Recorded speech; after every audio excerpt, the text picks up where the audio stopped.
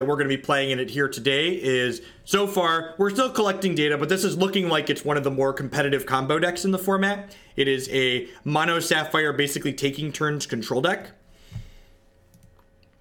So, yeah, I'm going to keep this. So one of the things you'll notice here when if you take a peek at the screen is that on my side and my opponent's side, we each have a champion defined. And what the champion does is the champion determines not only your starting health total, but it also determines an ability that you're going to have throughout the course of the game. So my champion ability, this deck doesn't have to play any Howling Mine style effects because my champion power creates this Arcane Banner constant, which lets me draw an extra card each turn. My opponent's champion power for 5 charges gives one of their troops a power up called Momentum and lets them play an extra resource. Is there anything similar to green, black, mid-range, and Hex? So there are a few different decks.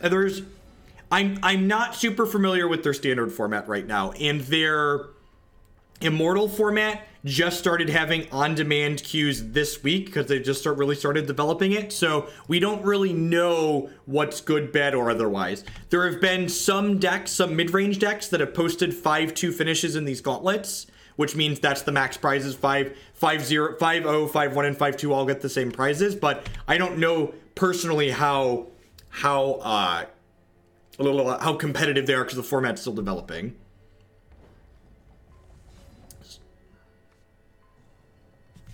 Mystic Snake, thank you very much for the bits. I do appreciate that. Welcome. Let me know if you'd like to put those towards a particular deck in the queue or adding something. So this Arcane Focus card I was hoping was going to find me a resource. Unfortunately, it did not.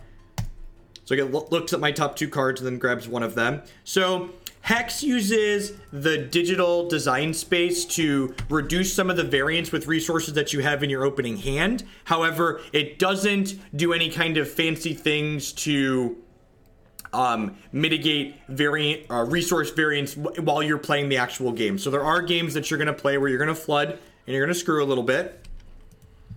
The thing that they do at the opening hands that's very elegant, if you have a math background like myself, or it's pretty easy to understand. What Hex does is they take a modified hypergeometric distribution and they trim the 10% most resource light hands and 5% most resource dense hands that your deck can generate. And basically everybody mulligans.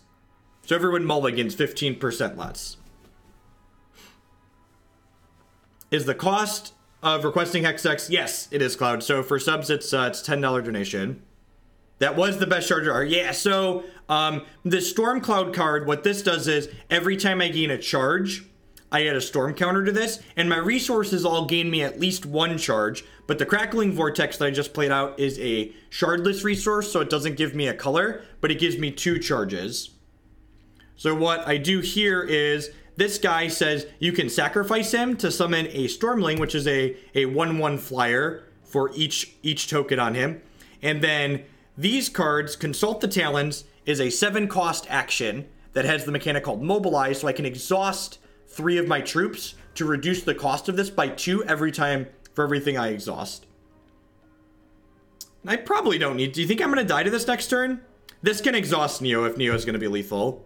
We got a Thunder Puff. So the clouds, in addition to being 1/1 flyers, can also have mechanics when we sacrifice them. So this guy can sacrifice to exhaust a troop if Neo is going to be lethal.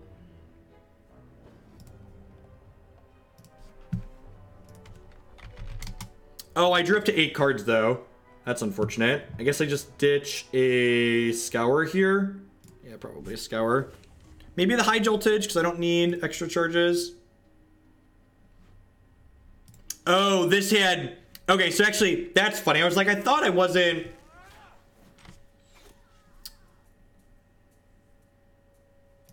Sounds good, Snake. I'll get that at the bottom of the queue.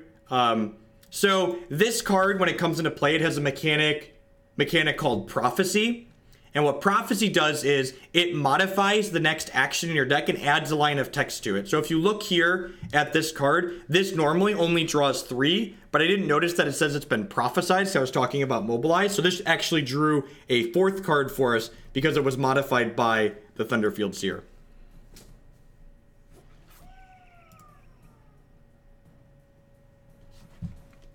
Someone said this looks a little bit more complicated than Magic. Yeah, in some ways, Hex has more complexity than what Magic's able to offer because it's able to leverage the digital design space in ways Magic just can't. So my opponent's deck is a ramp deck here. So they just played a card called Pomegranate, which lets them play an extra resource out of their deck. And these cards here, these Exalted Pathfinders, it's kind of like a Tireless Tracker on crack.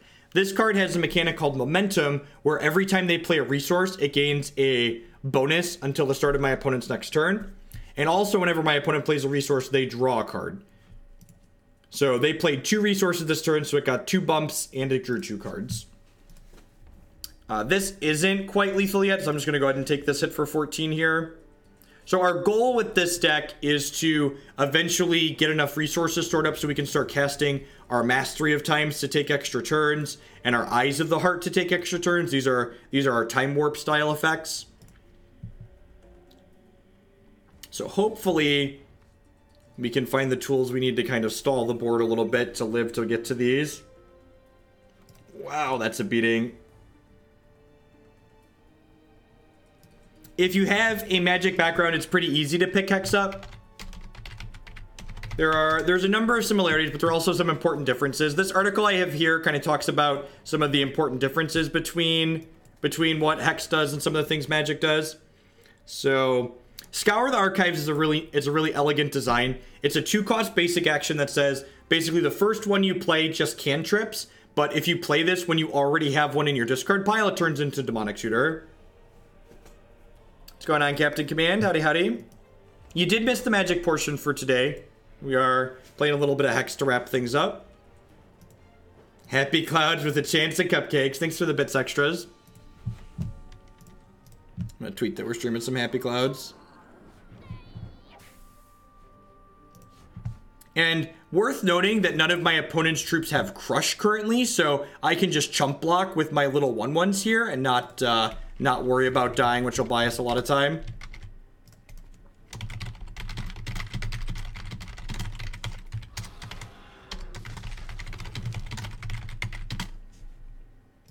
Crocosaur's a little brutal. So Crocosaur says when this comes into play, it battles 2 opposing troops. Yes, this is similar to the turns deck we played against last night. So the thing that's key about this is it can only battle if I have, so battle means fight. It can only battle if I have exactly 2, or if I have 2 or more troops. So if I sacrifice my clouds here to their abilities, the Crocosaur actually won't have anything to fight, so it won't be able to clean my board out here. So if I sack those 2, this comes into play and doesn't have 2 things to fight.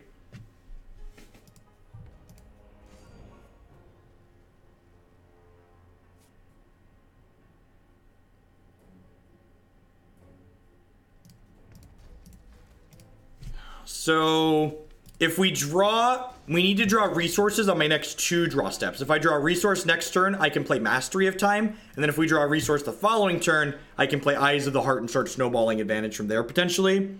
But if we don't draw a resource, we are just going to lose this first one. Yeah, it's not up to 2 targets. It's you have to fight exactly 2. One of the other things I really like about Hex, and this is actually different than the Brawl match we just played, is like most formats in Magic, the Immortal Gauntlet here that I'm playing for the non-rotating format and their ladder, the matches are best of 3. So it doesn't just feel like a variant slot machine when I missed a resource drop early that game, which kind of put me a little bit too far behind, but we get to play best of 3 here, so I get a chance to make up for that little bit of stumble and fumble. So I'm going to bring in 3 copies of Confounding Ire here, which is a 2-cost quick action that interrupts any blood or wild card. Interrupt essentially means counterspell. So just 2 costs, shut your thing down against my opponent's deck that's mono wild. I'm going to trim this High Joltage. I think this card's mostly filler.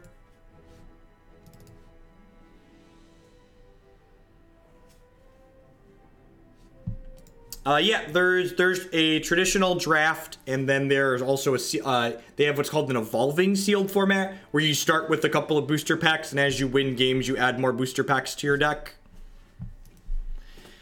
You need to cut 2 more cards here.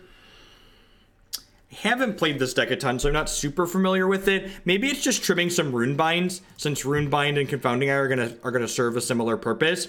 Because we're the core of our deck is kind of this linear combo deck, I don't want to cut too many core pieces to kind of dilute us and prevent us from actually going off. Yeah, this is just what the list was playing, Thumbfish.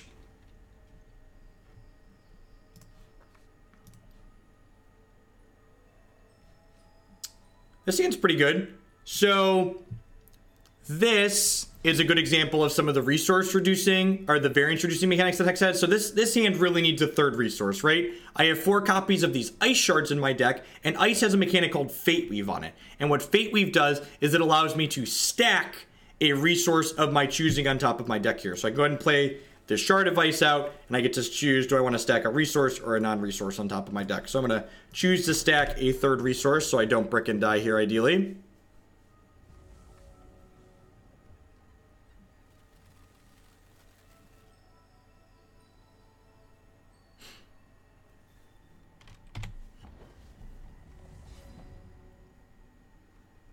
So because this is the first Scour the Archives that we're playing out, it's just going to go ahead and cantrip. The second Scour the Archives, however, is going to let us get any card out of our deck. Cyclone Shaper is one of the powerful kind of enabler style cards in this archetype. It's a Baral-esque effect. It says actions in your hand have -1 cost. The important thing that's different between Hex's resource system and Magic's resource system, though, is this card's much more powerful in Hex than it would be in Magic, because unlike in Magic where you're reducing cards by a generic color cost, Cyclone Shaper can make this card like Runebind completely free.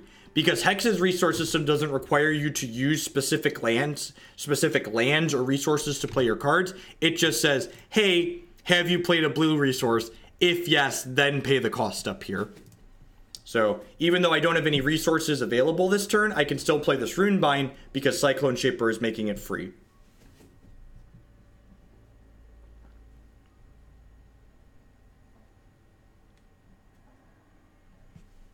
We have a pretty good start here on the play.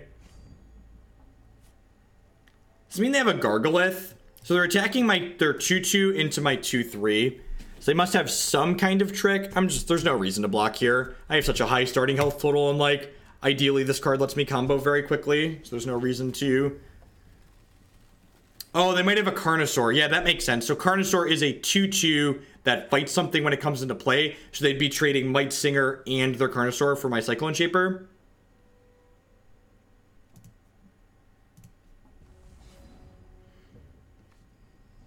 Well, that was a phenomenal draw. We're going to get to do a lot of stuff this turn. So these stack, so all my cards are reduced by 2. And I'm going to play this Thunderfield Seer out here. And then this Consult the Talons can be made 2 cheaper for every troop we exhaust here. Man, I really need to play Turbo PA in this format. This turn makes me miss Turbo PA. It really is Doomfish. Not only is it really tedious to click specific lands in play when you're playing your cards, but they just clutter the battlefield, right? Like, this board is moderately clean and clear, like what's going on and which cards matter. Like, if they had 4 lands in play and I had 4 lands in play, the things I actually really care about would be obfuscated. What would I be scouring for there? I don't think we need to scour for anything just yet, especially because the scour is free right now and I don't expect them to be able to kill my Cyclone Shapers this turn. I feel like I should just wait. Especially like with Eyes of the Heart here, like because I have this Eyes of the Heart in my hand, this scour is actually worth charges now, right? So Eyes of the Heart, normally you only get charges from towards your champion power from like playing resources. So I'm going to go ahead and play this Eyes of the Heart, which says in addition to getting charges from my resources, every card I play from here on out gives me extra charges. Yeah, the opponent should be pretty dead here. So this is, if they don't concede, you're going to get to see us combos. I'm actually going to scour for a resource here. So I'm going to go ahead and play this Heart of Agony, which gives me extra charges, which lets me make my banner, which lets me draw extra cards. So they're at 22, so I just need to string together a few time walks here. You would have scoured for a Cloud. I guess Cloud's lethal pretty quickly. I don't know. Like, I have 2 turns in the bank. I'm gonna get to draw a bunch of cards.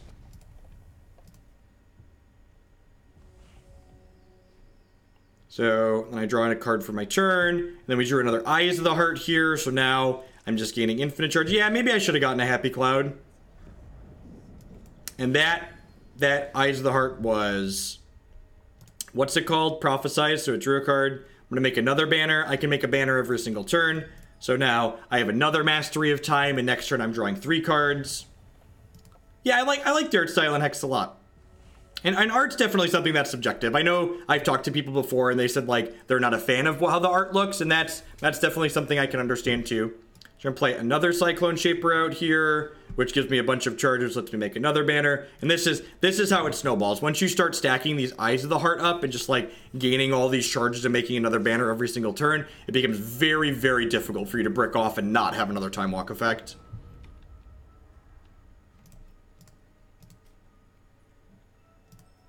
The opponent's not blocking because my troops have flight.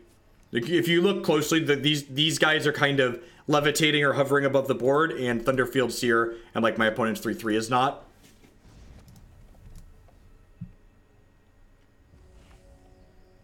So this Storm Cloud is your way. Closing the game with these 2 power attackers is really slow.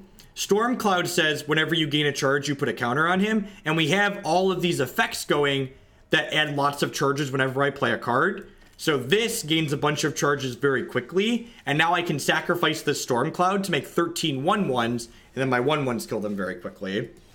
So this is... Hex's Immortal format is still developing as we get more data from these on-demand queues, but this deck, based on the gauntlets that have posted so far, is one of the better, more efficient combo decks in the format. Speaking of Hex data and the format, the other thing I love about Hex is that I'm a bit of a data junkie. I really dislike how WotC handles data.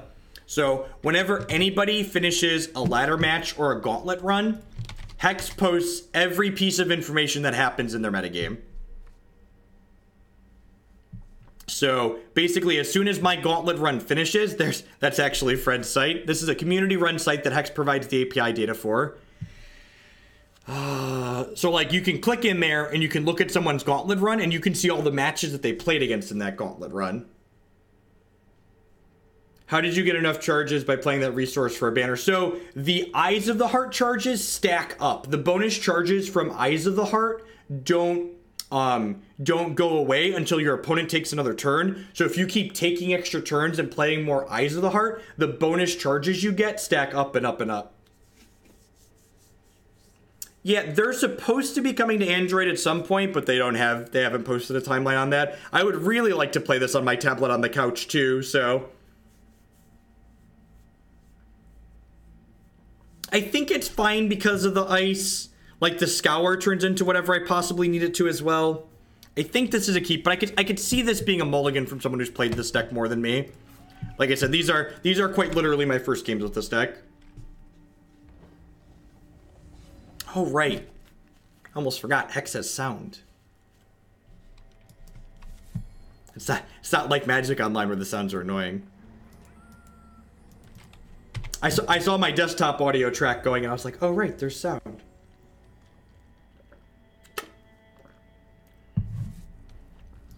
So they played Howling Brave here, which is essentially a Land War Elves. It's a 1/1 for 1 that exhausts to make a resource. Ooh. Ooh. It varies depending on what the deck is, Toolboxer. So this deck is actually one of the more expensive ones that I've seen come out of the gauntlets. It's about $150 to buy on Hex Primal. We played a Redlings aggressive deck on stream the other day that was about $70 to build.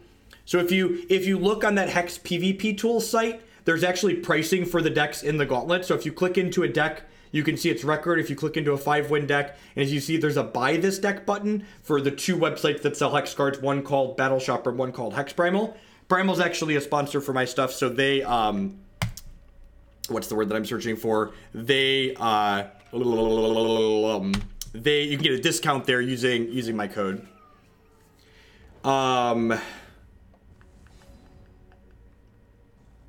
Okay, yeah, that's fair, Steric. So This card, I boarded down on Runebinds, which could really bite me here. This is a powerful hate card in this format. So my deck kind of combos by drawing cards. Drown Shrine says champions can't draw more than 1 card per turn. So there's a non-zero chance that I'm going to fumble around and not be able to beat that, because I boarded down on Runebinds. Runebind is a card that we play that can like take problem permanents off the table, albeit temporarily, but it's still very useful for kicking off drown tricks. Like my Consult the Talon doesn't do anything now. My first Scour the Archives is literally just gonna be like pay to discard this card. So I could definitely see like the rule of thumb is you should just never board out Runebind because it fixes target problem card like that. Their Exalted Pathfinder is worse here, so when you play a resource, draw a card, so Drown Shrine stops that. So they're not going to be able to snowball him nearly as hard, which is nice for us.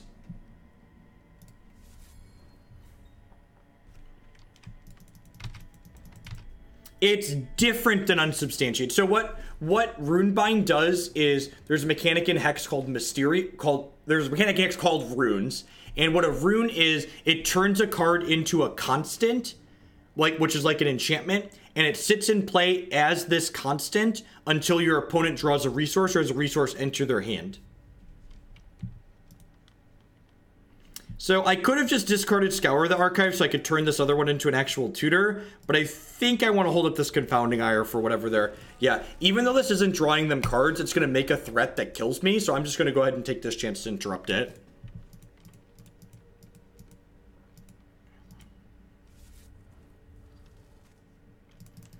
So this Drown Shrine here is like stopping us from doing our thing, but it's also disabling my opponent's like their momentum, so to speak. So the card still has momentum, but they don't have any velocity to generate. All right, Might Singer is going to close the game very quickly. So one of the things I love about Hex is that they have a lot of really good modal card designs. So this card is a 2/2 for 2 on 2. And then in the late game, it's a payoff for being mono wild. It's at the start of your turn. If you have 5 wild thresholds, this gets +5/+5 permanently. So this thing is going to turn into a 7/7 and then a 12/12. It's going to be very quick. I think I'm just scouring for Runebind, right? I like have to just take this Drown Shrine off the table and hope for the best. Runebind is the only way in my deck to take that Drown Shrine off the table, and I can't do anything while it's out, so... Pretty sure that's the take.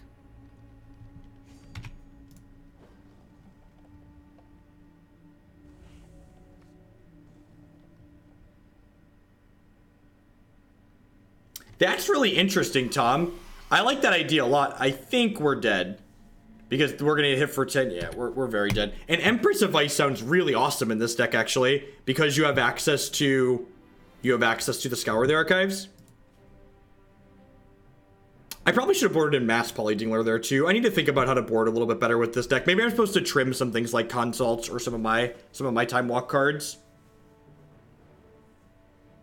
So the way the Hex Immortal Gauntlets work are, it is a $5 or $5 in-game currency equivalent entry fee or 500 platinum, and you play until you have 5 wins or 3 losses. For every win you get a booster pack. And if you get all 5 wins in the Gauntlet, you get a 6th bonus booster pack. If you're playing Hex's standard format, they have a ladder that's completely free to play on. If you have a deck, you don't have to put any extra dollary dues in. You can play as much as you want for prizes on the ladder. But as far as like pricing goes, the pricing on it is a lot more friendly than like Magic Online Gauntlets, Magic Online Leagues. And the thing I really like about how these are structured is you can still get the max prizes in a Gauntlet, even if you drop a match or two. Going 5-0 and going 5-2, you end up with the same prizes.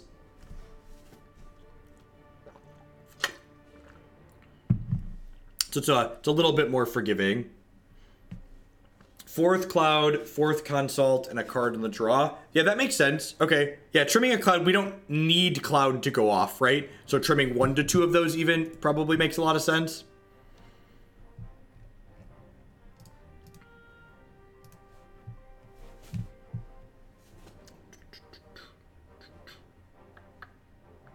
Yeah, you can sell the boosters you win on the auction house. I think under the current booster pricing, they're going for like 115 to 120 platinum each, so going 4-3 lets you break even in terms of booster packs.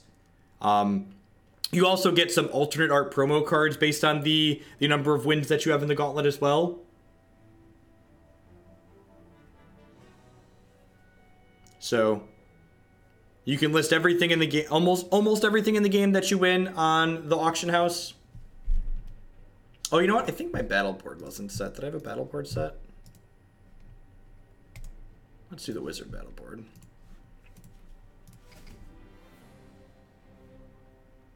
$135. Okay, so they're higher than that even. And again, if you just want to dip your toe into Hex, there are competitive budget standard decks for like $10 to $25, and the ladder for that is completely free to play. So you can pick one of those up and then play as much as you want without spending any more money. And you can even earn booster packs on the ladder and then snowball those into game entry fees or turn them into limited entry and stuff like that. Can we donate for your playmat?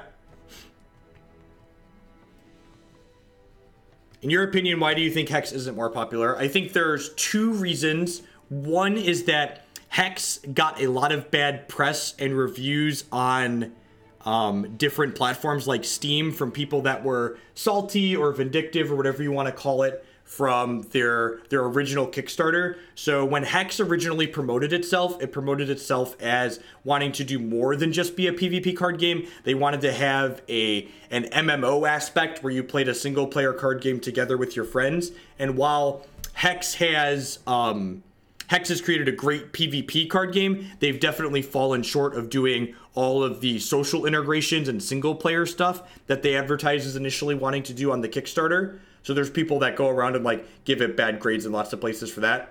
I think another big part of why it doesn't quite hit the player base of even some of the smaller card games out there is that it's not on mobile yet. Like being able to like play a game on your tablet while you're on the go is a big deal, I think.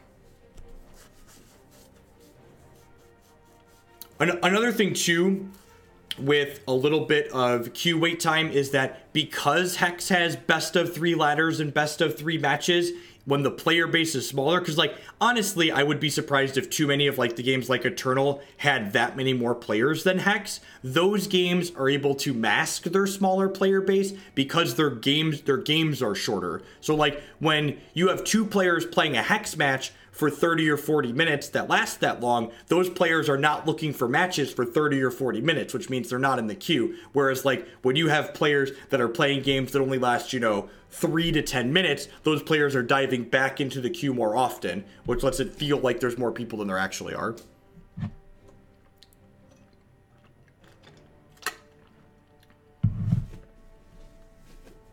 The first one popped really quick. Second one's taking its sweet time.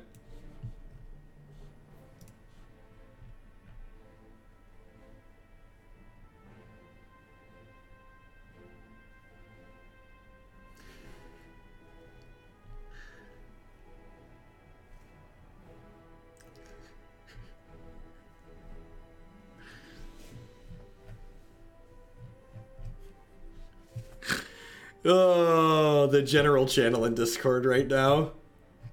If you're not in the subs Discord, you're a sub. You should pop in there. Look at that. We got a live one.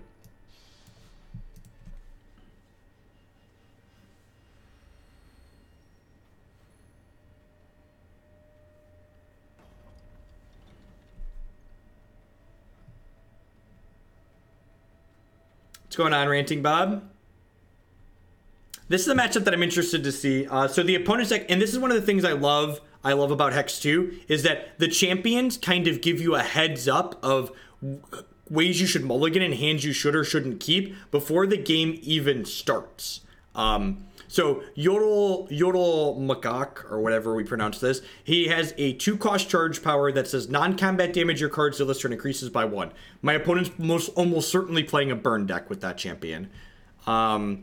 I think this hand's a fine keep against a burn deck. The Heart of Agony, that makes me lose 3 health, is a little bit scary in my opening hand, but turn 2 Stormcloud, turn 3 Cyclone Shaper is pretty good. Light 'em up here says it illuminates 1, and what illuminate does is it either creates a new candle or makes all your existing candles larger. And this also says when you deal non-combat damage to an opponent, you get to return this from your discard pile to your hand.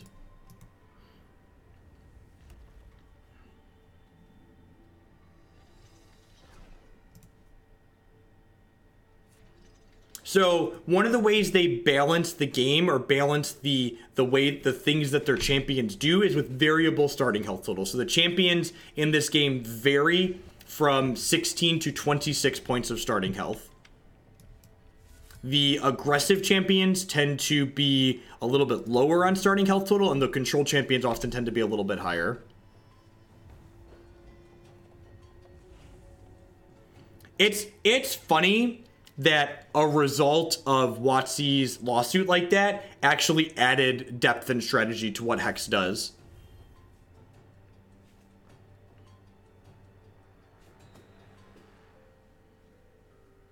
So this card is an artifact that activates to deal 1 damage to me. So this card lets them pick that light 'em up card back up every turn. So you could say it's a combo of sorts.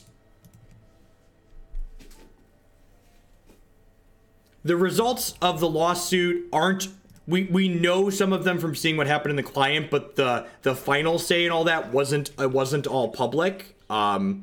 There were some small things like the number of cards in the booster pack changed. They increased the number of cards you got.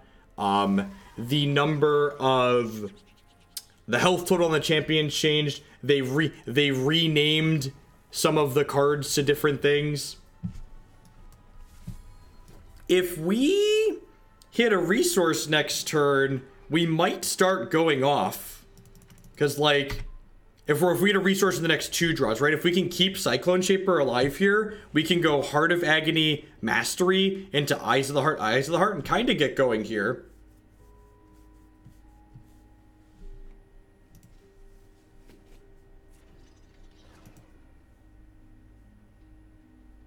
So they activated their champion power here, so all of their non-combat damage is going to be increased by 1 here. I'm going to Runebind this, because this is my avenue to win this game. I need Cyclone Shaper to survive. So this is the Runebind card I talked about earlier. So you can see here what this does is it turns it into a constant here, which can no longer be killed by a cremate. And if I draw a resource next turn, this is going to revert itself, which means turn the card back into the card it started as, and then replay itself. So if I draw a resource next turn, this is going to floop back into a Cyclone Shaper.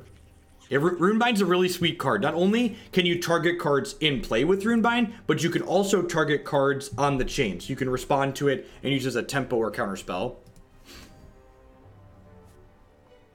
I genuinely don't want to make conjectures about the Eternal format because it's so new. Their standard format currently is very varied, but that's, you know, again, that's different than what I'm playing right now. So we hit a shard, but this ice, while it's powerful, this is a slow shard. This is a resource that doesn't make a resource the turn I play it. So I need to draw a non-slow shard explicitly next turn to start comboing with these Eyes of the Heart. Otherwise, we're probably dead. Ding, ding, ding. So you're saying there's a chance. So we have to play Eyes of the Heart here. Attack. We could brick off here. We're going to be working with a very minimal amount of resources here. I need some more Time Walk effects.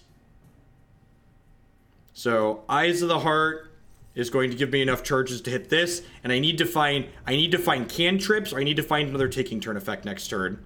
Sapphire Ice is going to guarantee I draw that my top card is going to be a non-resource at least here. So if I hit another taking turn effect, or like a Consult's not going to be enough. That's fine. I need another taking turn effect. Get 2 shots at it.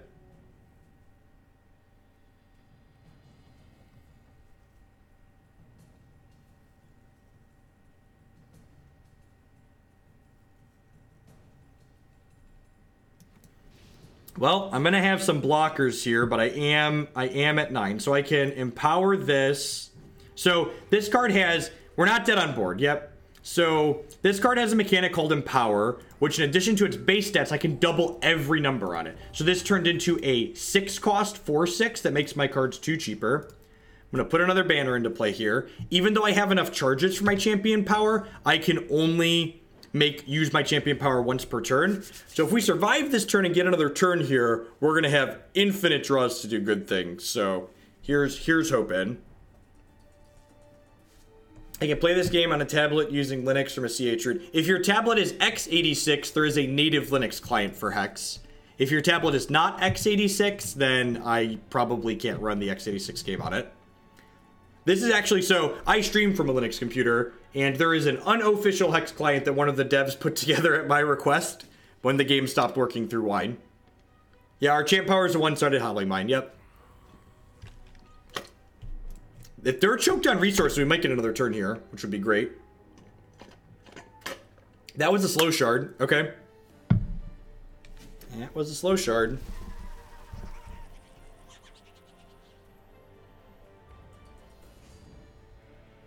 Yeah, what the dev did, and the reason why they haven't supported it yet, because they just don't have the resources to do debugging and stuff on it. I think I want this Cyclone Shaper to stay alive so I can draw a Consult the Talon here. So I'm gonna go to 5, because if they get another turn, we're very dead. So let's draw a Time Walk here. Yeah. Come on, come on! Cantrip or Time Walk? Cantrip or Time Walk? Fuck! Alright, we are certainly dead because they just need a resource or anything here. That was so close.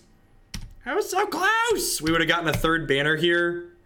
And we would have drawn 4 cards a turn. Ugh.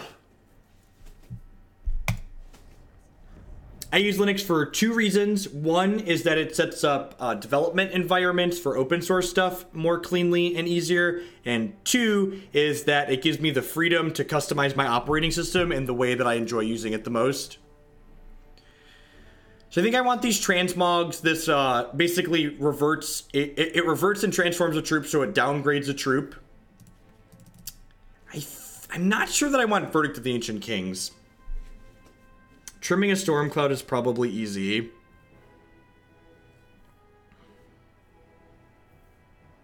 Thanks, Captain. Good old owl costume. I think on the play, I'm just going to bring in the transmogs and hope to race. Even with Heart of Agony there, we almost had them when we were on the draw. Almost had them.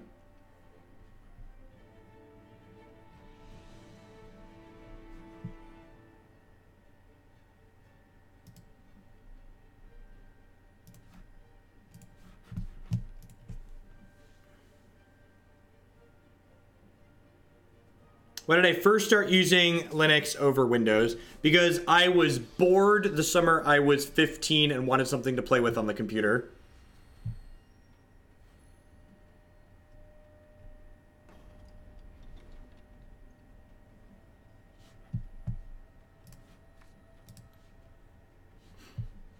Seems pretty good. So I think I'm going to lead on. So this ice is an effect that I can choose later.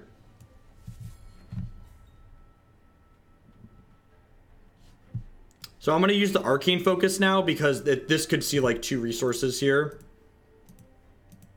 I think the Thunderfield Seer just start getting some bodies going.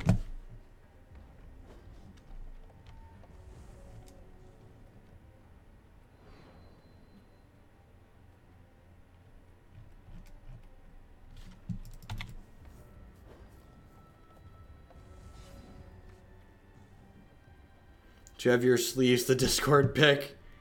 All right, so Console's actually a good pickup here. I'm going to go ahead and put a non-resource on top of my deck here, because that way Thunderfield Seer guarantees Prophesize onto the card I draw next turn. Maybe that's greedy, though, and I'm just supposed to put a resource on top to guarantee I hit 4 and 4. That's probably greedy. Although I guess I'm going to get to go Cyclone Shaper into Consult next turn, and I have Runebind to protect my shit.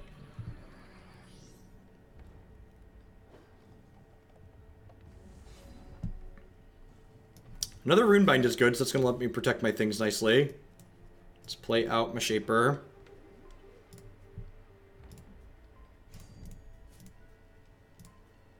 And the next turn, I can actually play this for just 2 resources, because I can exhaust each of these to make it cost 2 less. So that's nice. I was bored as a 25-year-old who made that way, right? That's a pretty powerful hate card. So that says whenever an opponent plays a non-troop, non-resource, this deals damage to them. So I think I might actually just Runebind that, since I have a backup Runebind here.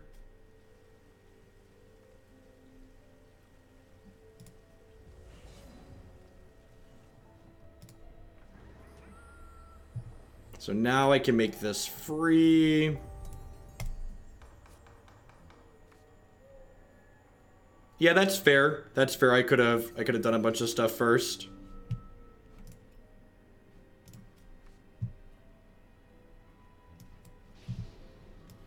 Alright, well, unless they floop this out and have another hate card, we should be pretty well set up to kill them next turn.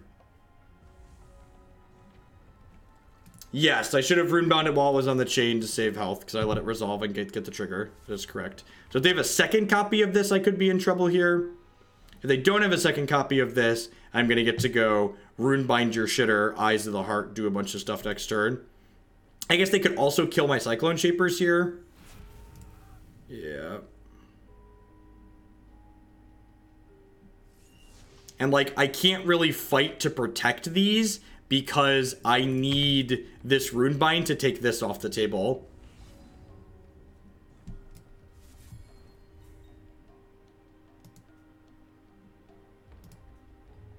Any hate pieces like Rest in Peace or Stonian Hex? There's a card that's similar to Surgical Extraction. There's cards that have Relic of Progenitus style effects. So I think I actually try to start comboing next turn, right? You don't need Cyclone Shaper to go off in this deck. So I can end step Runebind this Inquisitor, and then on my turn I get to go ahead and like use my Eyes of the Heart. And like get going.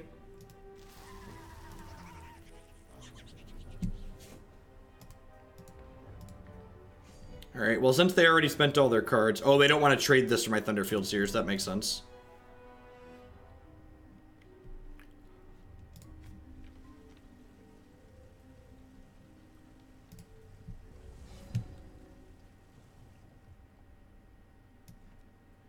This is actually great, because if I played this first, then that means this research... Well, how does that work? No, I should have led on Eyes of the Heart, right? Because that could have given me charges. Yeah, that was a mistake. The sequencing in this deck, yes, to always start with Eyes, because then everything gives you charges. Yeah, that was wrong. Alright, hopefully I'm going to have enough critical mass that mistake's not going to matter. I'm down 2 charges currently.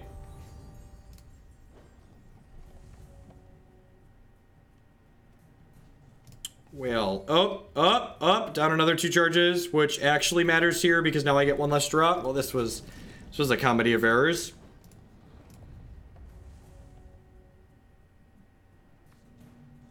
Yep, I deserve that. I deserve that. So I drew 1 less card this turn because I didn't have a banner. Yeah, Cloud could let us draw cards. Some of these draw cards. None of those draw cards. Alright, yeah, I deserve this loss.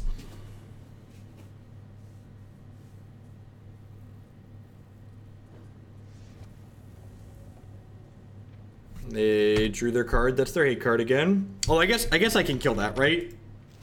I can exhaust this and then kill it with Bitly Bolt. Yeah. So this lets you exhaust something, and then this deals damage to an exhausted troop, which is nice. So we're actually not out of this game, even though I messed up. We've got our arcane banners going here. Rolling Brutalizer, sure. This card says, when this attacks, if an opposing damage result non-combat damage, it deals extra. I don't actually think they dealt non-combat damage to me this turn, right? So I'm going to block these with these anyways, because then I'm going to sack this to exhaust this, and then this one to kill it. Yeah, I could kill these mid-combat if I wanted, but instead I'm just going to block them and shoot their thing, and so I don't take damage. I want to keep these guys out here, because if I start drawing more taking turn effects here, I want to be able to have extra guys to attack with. I don't have a Scour in my discard pile yet. I'm going to go ahead and... I guess I want to consult using these guys, right? So I exhaust these to make this cost 1. We get a lot of looks at an extra turn effect here. I shouldn't have played my resource out because I could have drawn a Storm Cloud. That was another sequencing mistake. Man, I'm really good at this sequencing mistake thing. So double Scour here isn't enough because the first Scour cantrips. I need to draw it naturally here. So this, taking an extra turn effect costs me 5 resources at a minimum. So even though this gets any card out of my deck, I only have 6 available right now. I guess we'll take a peek here and see. I think we're still in a good spot to win the game, but I think I'm just going to grab a Runebind here just so I don't die by mistake. And then I'm going to go ahead and play this out and play this out.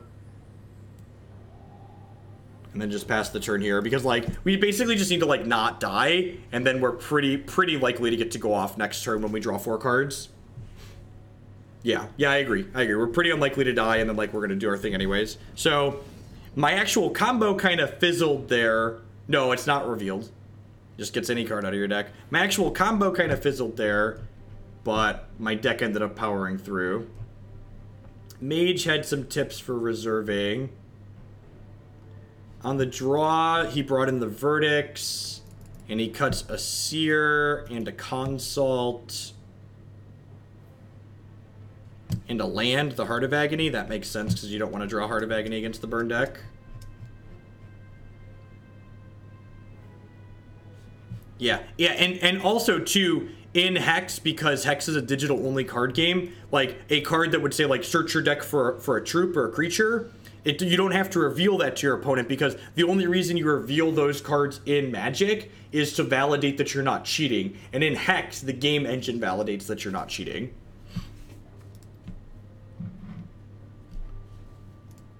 This seems okay. I've got Runebind and Verdict as interaction. I probably want to find a troop with this Arcane Focus.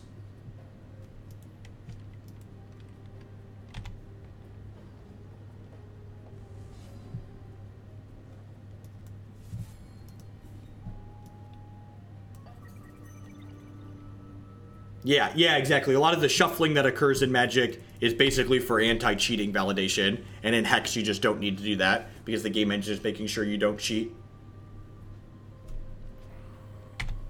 This card's going to output a lot of damage. So it's a 2-1 for 1 that says whenever they gain a charge, it deals damage to me. I don't know that I agree with cutting the Thunderfield Seer in this matchup. It seems like a card that's valuable, not only for chump blocking things like this, but trading with candles and just like having a low cost of inclusion.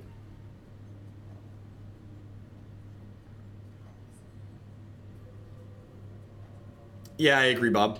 I agree that cutting a Seer seems like a mistake. Ooh, do they not have a Shard? So shards are the easiest way to gain charges. You have a fumble? Nope, they're using that now. They just wanted to see if I was going to kill this first. Well, I did board out I boarded out a Consult too. That is an excellent thing to Verdict of the Ancient Kings. So just interrupt target non-troop. Cyclone Shaper. That could be anything, even a Cyclone Shaper. Hey, look at that! I found a piece of candy. I think one of the things that annoys me the most about Hearthstone when I play it is that the fact that you can't rearrange the cards in your hand is so annoying. What's going on, Emra? Maybe. We don't have to go that far over the top of the burn deck. We're not trying to prevent them from going over the top of us so much that we're just trying not to die. Alright, well they had nothing there. Huh. Am I supposed to get the Storm Cloud going?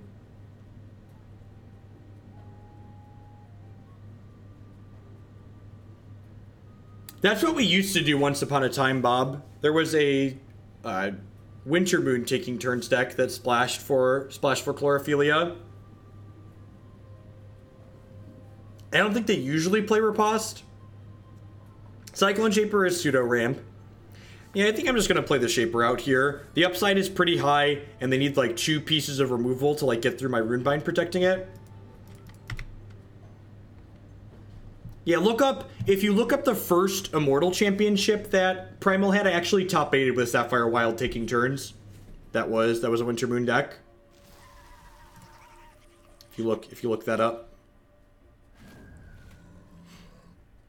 So this is gonna ping me from the arena regular when they play the Shard, which gets their light 'em up back.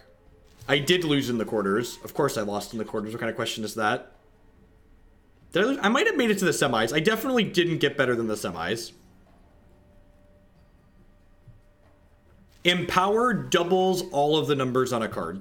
So if I empowered this, it would become a 6-drop 4/6 that reduced the cost of my cards by 2. All All right, so hoping to draw a shard next turn.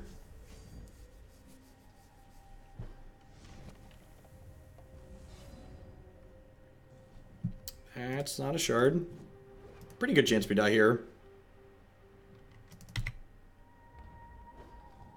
They had their champion power was going.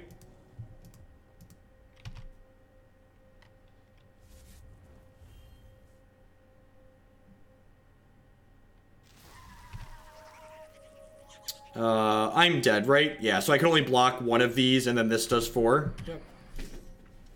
I think we reserved wrong there. I think not having all 4 Thunderfield Seers in was some kind of nonsense.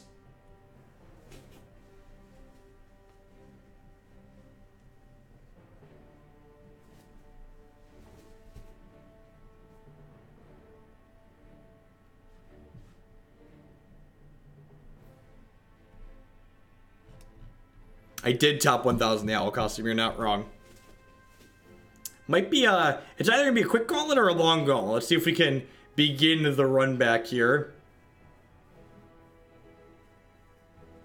Oh, that's a good point. Runebind's such a flexible card, like my opponent couldn't draw any more cards there. So like the chances of them like starting the next turn are really low. Yeah, you're right, Steric. So I could have runebound their burn and then tried to go for it on the following turn.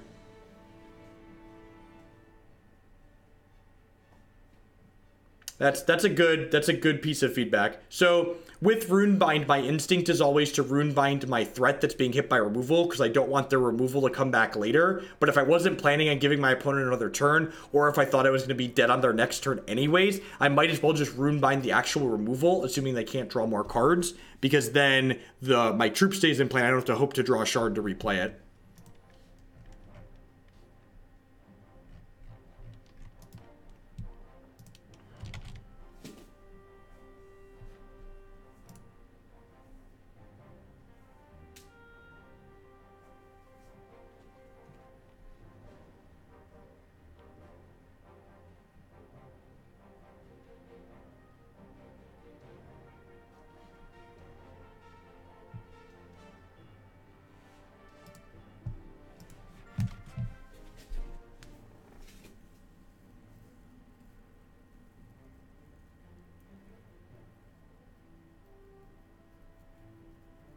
Have you ever yeah, you'll mull to 5 plenty.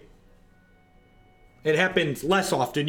When you're mulliganing to 5 in Hex, it's generally less often because like you didn't have resources and more because you're looking for specific cards. And it does still suck sometimes. Like there's matchups where like you need to prioritize specific cards, or like you draw your top end against an aggro deck and you know you need to mulligan, not because your hand can't play a game of Hex, but because it's not going to play a game of Hex that's efficient in the matchup that you're facing. So the Hex opening hand algorithm reduces those, like, I have to mulligan this 7 land hand, or I have to mulligan this no land hand. Those don't really pop up in Hex the way their opening hand algorithm works, but you do still, remember, mulliganing isn't a punishment. Mulliganing is a privilege. Mulliganing is a choice that you get to make. And the way the opening hand algorithm works is it just punishes you less often too, because like, you know, we have mulligan close 7 into unkeepable 6 as a bingo square, right? Because like in Magic, the number of times you're like, this hand's not quite good enough in this matchup, and then you mulligan to 6 and you're like, well, this hand has no lands, we have to mulligan again. I've not played against the 58 shard deck in the queue yet. Not played against the 58 shard deck yet.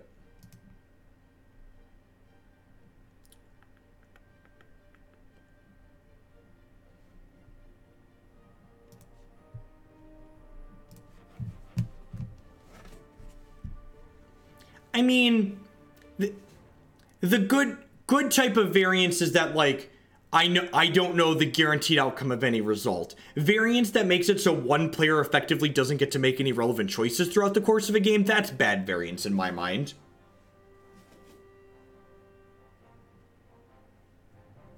Yeah, exactly. And the opening hand algorithm in like 2-shard or multi-shard decks doesn't favor specific resources either. So like, just because you're less likely to have a 0 resource hand doesn't mean like your 2 or 3 resource hand is going to have all of the right color that you need. So like, there's still punishment for choices that you make during deck building when it comes to like balancing which thresholds you're playing versus the cards that you have.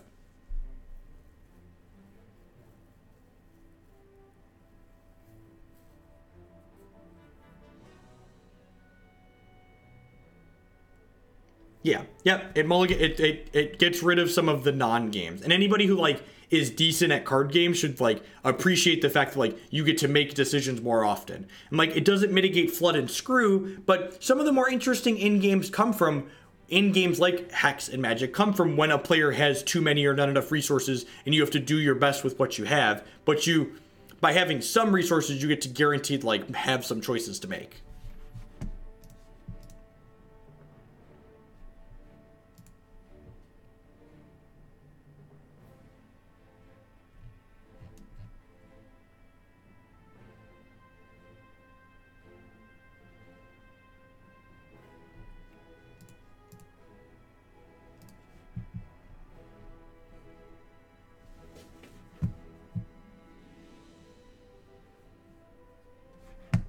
What do you think can be done for Magic to reduce the number of non-games? I don't know. It would have to be something kind of drastic. Yeah, that was a discussion. That wasn't a rant. That was back and forth. Ranting is me just like talking, right? Discussions are like, they said something, I said something, they said something. Yeah, the scribe rule was a good step towards reducing some of those non-games. Honestly, a partial mulligan system is something Magic could reasonably do to reduce some of that variance from non-games. And partial mulligans are definitely something that adds skill to the game itself, because they allow you to prioritize recognizing which cards are good for you and which ones you need to try and make better.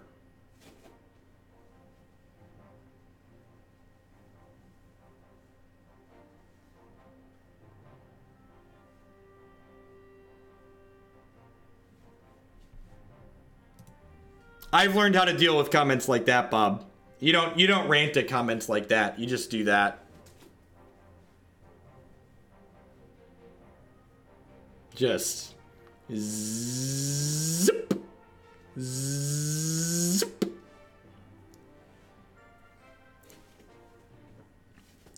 And so whenever, if we're in stuff like you could do, yep. And that's why I think like a partial mulligan's probably more balanced than. Yeah, the fact that partial has never been tried is really strange.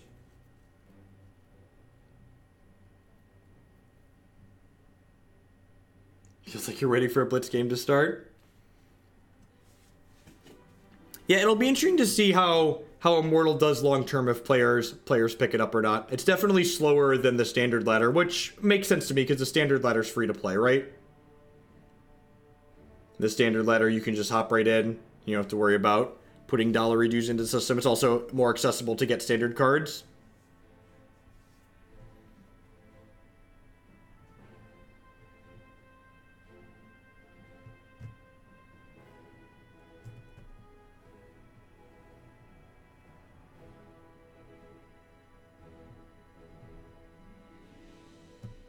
Yeah, definitely, Captain. Just make sure you put it in the relevant format channel.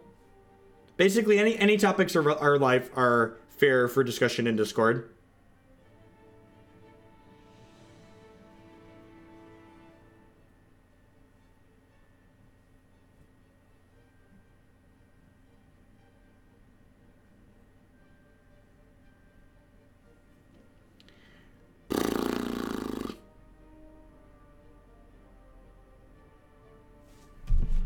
Alright. I'm going to format and edit some of my Magic YouTube videos really quick while we wait for this to pop.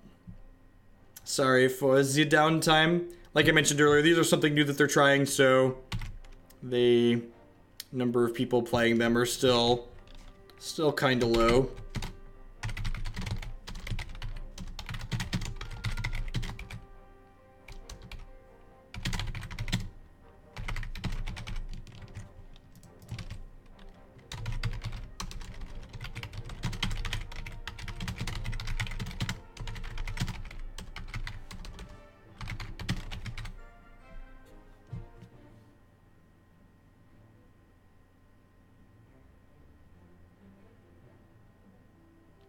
I mean, the price of packs coming down in Hex can only be good for the economy, right?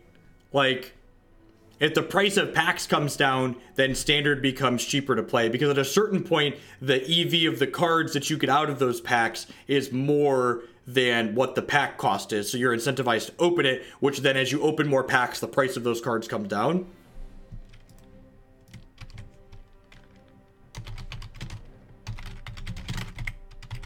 as someone who doesn't play much limited, do people not like the current limited format?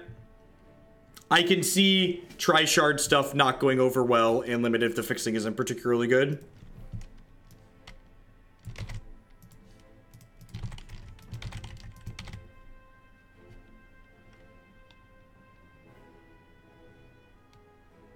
You like the draft format?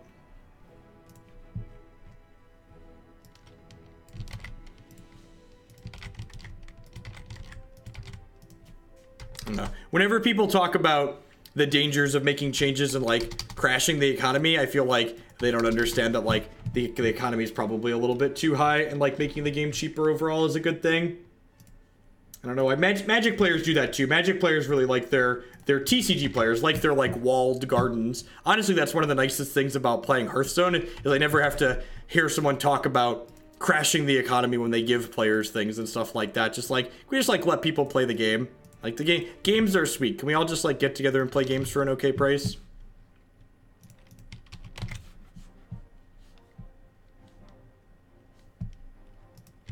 That's their fair Thumfish, and a high floor isn't necessarily a good thing, especially for like getting more people in too.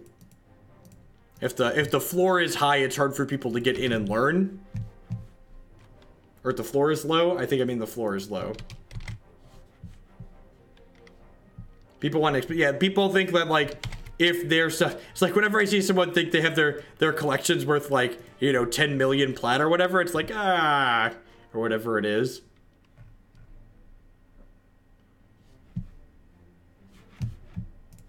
What if I do this? We used to do this back in the day. All right. I'm going to give it a few more minutes. Maybe if this isn't going to pop, we'll just wrap up early.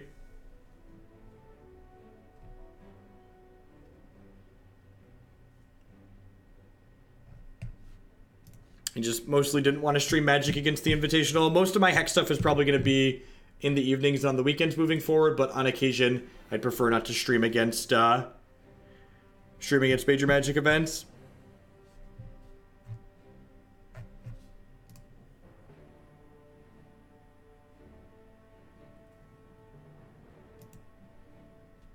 Hey, look, we got one.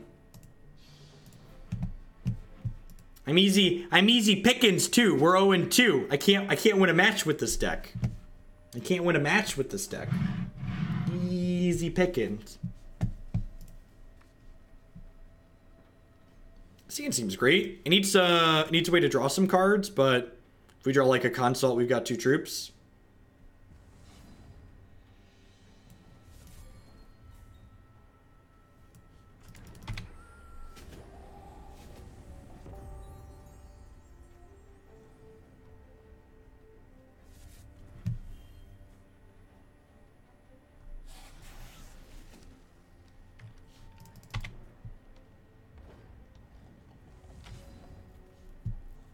That's pretty good. So get the Storm Cloud going ASAP here. Next turn we can go. So this says whenever we gain charges, it gets a thing on it. Heart of Agony gives us 3 charges.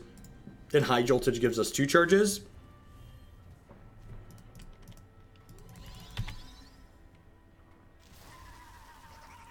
That's pretty good for us. It means they're not killing my Storm Cloud this turn. Which means I'm going to get to make 5 Clouds next turn. So I'm going to gain 3.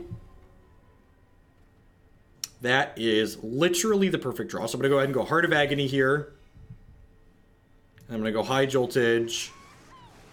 And then I'm going to crack this for 5 guys. Burgers and fries. And I'm going to go ahead and consult this, drawing 4 cards because it was prophesized here. And then I'm going to use this to kill their exhausted troop. That's a pretty good turn 3. That was a decent turn 3. People in chat were getting worried. It's okay. I guess we need a couple more turns. Do we need, what, 3 turns to make it to the Eyes of the Heart? But, like, with Runebind here, we can probably survive to make it there, right? One attacks with this, I'm going to block and then sacrifice this to draw a card. Oh, we do get to banner next turn, don't we? Gross. Scars of War deals 2 damage to every troop. So let's draw a card with this friendo.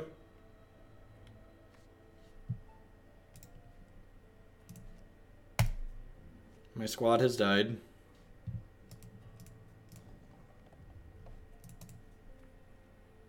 So their champion power for 5 charges, draws 2 cards, and then discards a card. So this is probably a matchup where I'm going to want to trim some of my bigger stuff. We're definitely making a banner here. I think I'm just going to play this other Stormcloud out. They have another Scars of War that could suck a little bit. Maybe I'm supposed to play around a second Scars of War here. The AI. It's an aggressive concession. I guess we're pretty likely to win from there. Verdict of the Ancient King seems pretty good. I think I'm going to trim. I guess, how aggressive are they?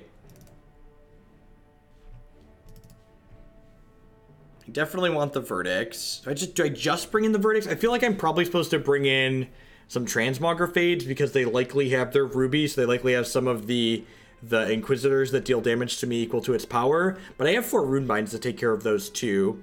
I guess Transmog's pretty good against their Skarns though.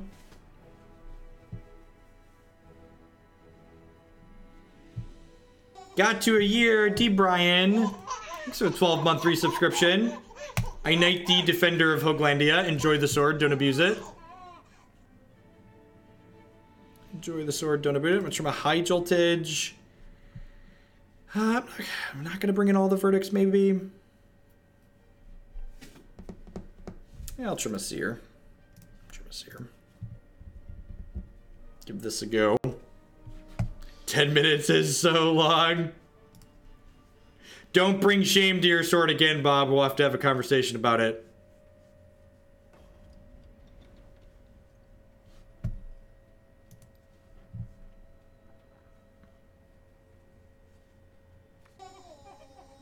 One-third of a year. Let's keep going. Cloud. Oh, this deck's so aptly named for your username. Thanks for the third of a year there. I appreciate it. I think this is a keep. Like a little slow, but like a lot of our hands don't involve 1-drops, right? You already got it back, Bobby. I got you. I'm quick. Ooh.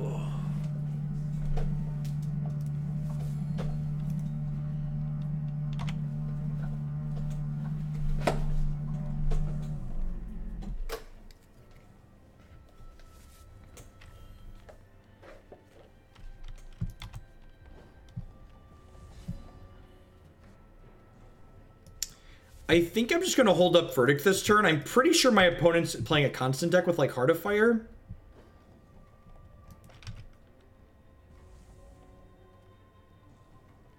And, like, if they don't play something we want to Verdict, next turn I can go, like, Cloud plus Crackling Vortex. Yeah, so this card is one of, like, their combo pieces. So whenever it or another constant enters play under their control, it deals this deals 2 damage to me. So that's one of the ways they could burn me out kind of quickly. So I'm just going to go ahead and Verdict that.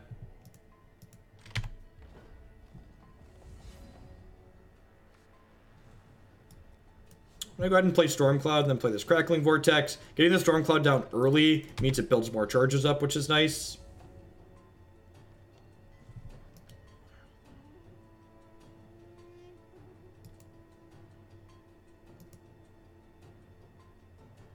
You're in the happy clouds. That means you're flying. Runic Passion. Draw 2 cards. Those cards get at the end of turn. If this is in your hand, discard. So they must need a resource here, huh?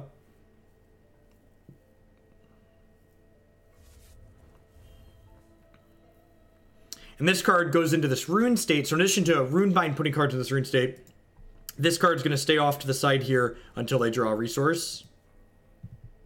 And you can see all these constants coming into play off these runes is a reason to for them to have counter that Fury Chant. And this is kind of an interesting, so like the way this card draws cards in Magic, we would probably have it worded so they would exile it. You could play them from exile at end of turn, but in Hex, we don't have to have we don't have to basically trust the opponent. We can have the game validate that they're allowed to do what they're doing.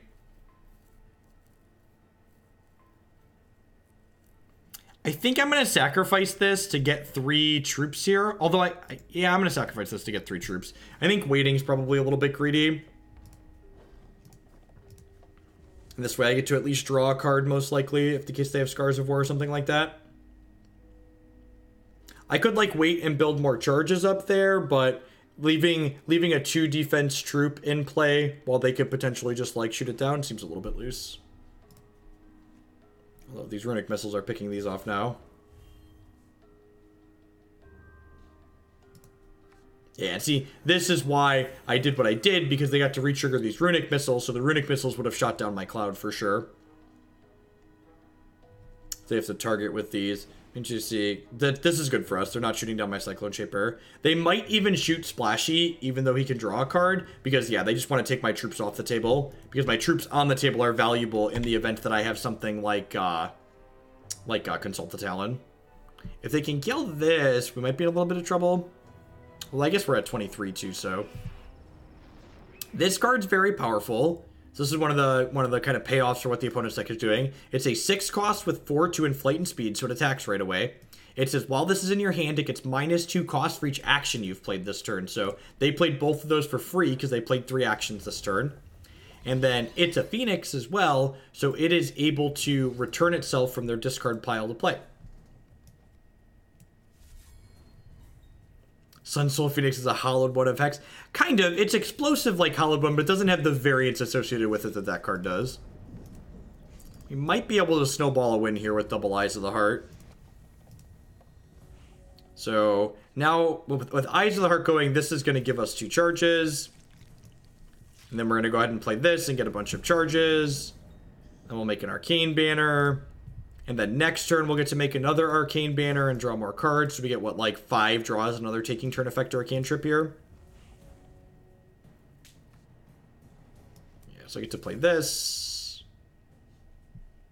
Which puts me to 9 charges to make a banner. Then I get to play Cyclone Shaper out here. Then I get to play Mastery of Time.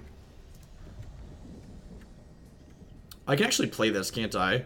Yeah, I'm just going to play this. Because I can, this each reduces it by 1 and then exile. Whoa, I'm glad I did that. Could have empowered that. Could I? Yeah, you're right, I could have. Do you think the pseudo? I think so. That's one of the decks I actually want to try. I think the Turbo PA deck seems really sweet. And they are super dead at this point. So Eyes of the Heart here, and I'm going to scour for a Happy Cloud. And then Happy Cloud is going to get infinite counters because we have so many. Yeah, so Storm Cloud's going to come into play, and then we'll play this resource, which will give Storm Cloud like 8 charges, and then we'll make a bunch of 1/1s and kill them very quickly. Yeah, it's actually the other combo deck I want to try. I actually think this deck's been putting up a lot of results, but I'm not sure that people have worked on or tried the Turbo PA deck. I think the Turbo PA deck is better than this one. But this is the one people have been playing, and this is the one Apprentice of Bolas sent in a donation for this explicitly. So, speaking of donations, Hexers, if you're out there and you want to see me play a specific deck in Immortal, just like I do for Magic and Hearthstone for a $10 donation, I will play a deck of your choosing in this format through a Gauntlet. It's better in the combo mirror. That's fair. That's fair. You think it's more consistent than Turbo PA? Really? See, I feel like I'm kind of floundering around and not having anything to do early. This deck feels really slow to me. Like, I agree that this deck comboing the turn it goes off is nice, but like, Turbo PA like goes off on turn 3 and turn 4 nicely, and it's better at finding Cyclone Shaper than this deck is. That could just be like my memory of like remembering and enjoying Turbo PA being biased, but this deck feels clunkier than like what Turbo PA was, because Turbo PA has a lot of cheaper cantrips and it has guidance on top of focus. For those that are new to Hex or didn't play when Turbo PA was a deck, it's a Storm-style deck that also utilizes Cyclone Shaper, but it's a 2-shard deck. It's a Sapphire Diamond deck. This card says, when you play a resource, this gets +1/+1 permanently. It has life drain. So this is actually a type of card I don't think we've seen yet today. So Hex has customizable cards in it. So Brilliant Analytics is always a 3-cost diamond card, and it always can't be the target, can't be blocked or targeted by non-prismatic cards. But it has these 2 customizations here that change based on what you want it to do in your deck and what colors you have access to. So the customization my opponent has is life drain, and when they play a resource, it gets bigger. This is Prophesize, so it'll draw a card later. First Scour. First Scour is free, just cantrips.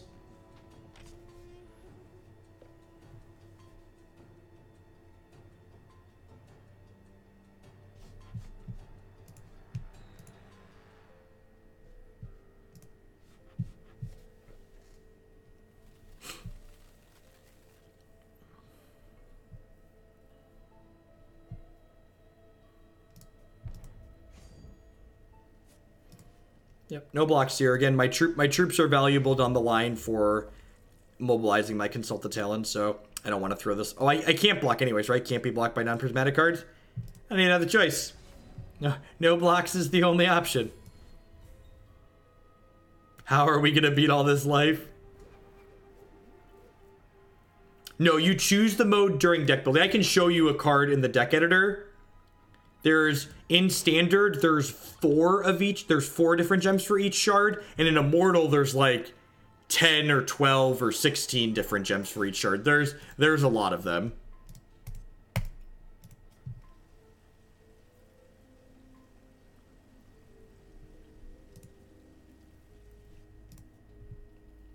And the gems aren't something you have to buy. Every player has access to all the gems in the game. And not only can you customize the card during deck building, but you can also customize the cards while you're reserving as well. So like there's particular gems like this post board is almost certainly going to look different because the life drain gem in this isn't very useful in this matchup. So my opponent will be able to change what their card does when they reserve. Yeah, it's sweet, Angmar. I really hope sometime soon they give the ability to filter for just the shards you care about on your gems in Immortal, because it's already starting to get a little bit unruly in the UI. I don't think I'm in danger of dying next turn.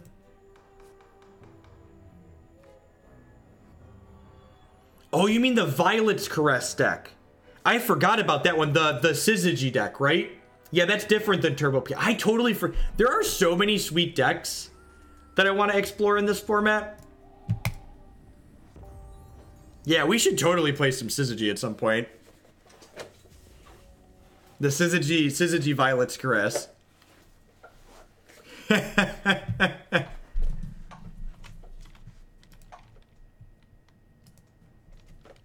I forgot about that one. Yeah, there's probably something in this format that's pretty good with that.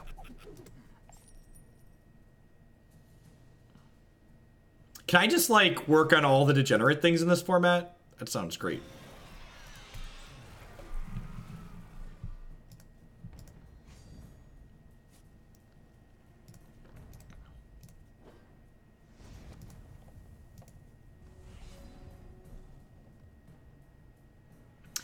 I think Prophecy Burn is probably just worse than the Violet's Caress configuration.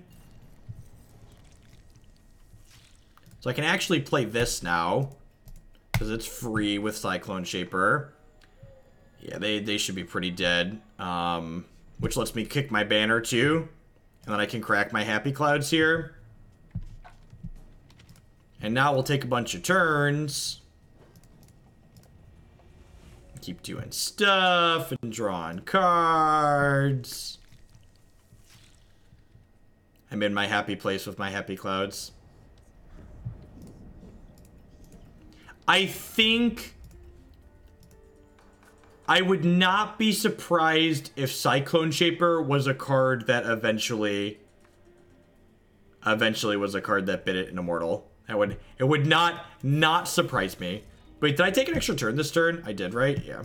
Yeah, I did. It was the first thing I did. It was so long ago that I took an extra turn, I forgot we took an extra turn.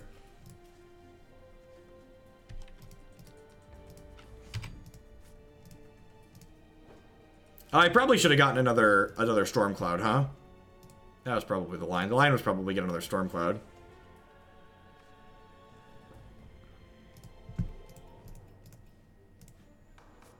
I guess I have to be careful not to deck here too, right? Oh, this could have gotten a Storm Cloud.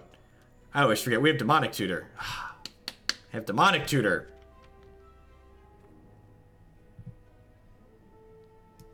Watch how quickly Stormy Boy is gonna grow up here.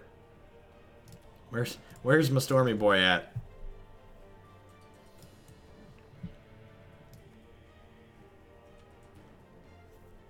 Stormy Boy's all grown up. He's all grown up.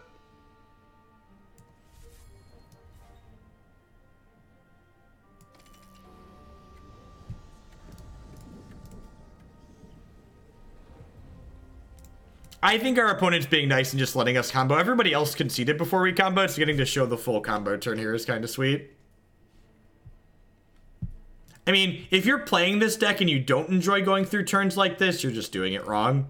You should only play this deck if you enjoy doing turns like this.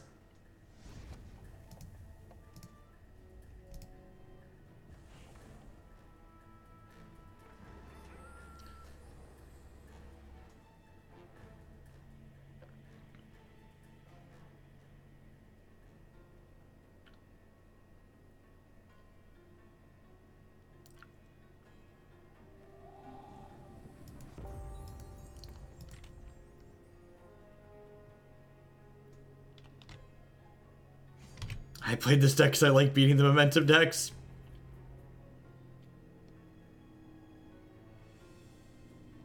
How does this deck beat Spell Shield Aegis? I don't know. That's a good question.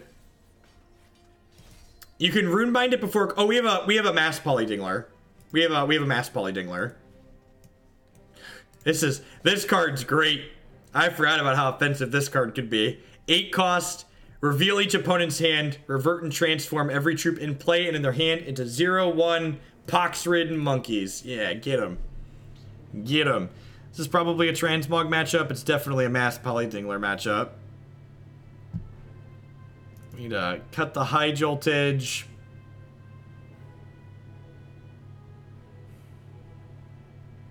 I think it's just a Stormcloud and a Consult here.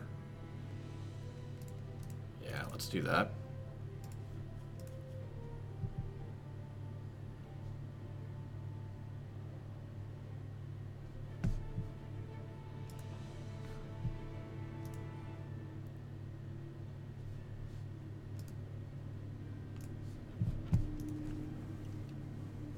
Are we gonna run back from the O2? So what's the goal? We want to like ideally 3-3 or 4-3.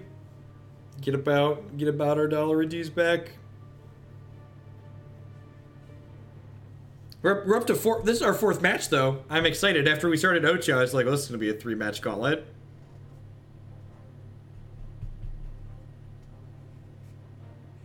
I need to 4-3 so I can do better than you.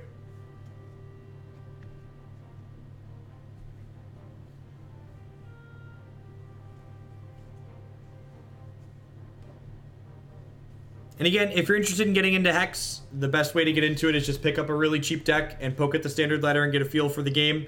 If you want to dive right into Immortal, I haven't found any great super budget Immortal decks, but there's a number of more Immortal decks that have posted results that are like in the $50 to $80 range that are moderately cheap, but you can get competitive standard decks for like 10 bucks, and the ladder is completely free to play on.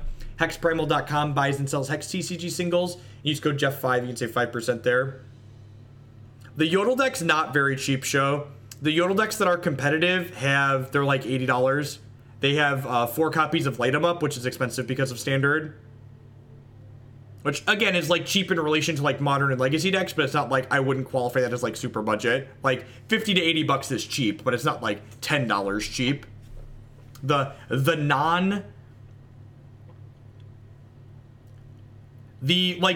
extra like Steam packages that Hex has are just like discount booster packs and stuff like that. If you're going to play constructed, you're better off just like buying singles usually.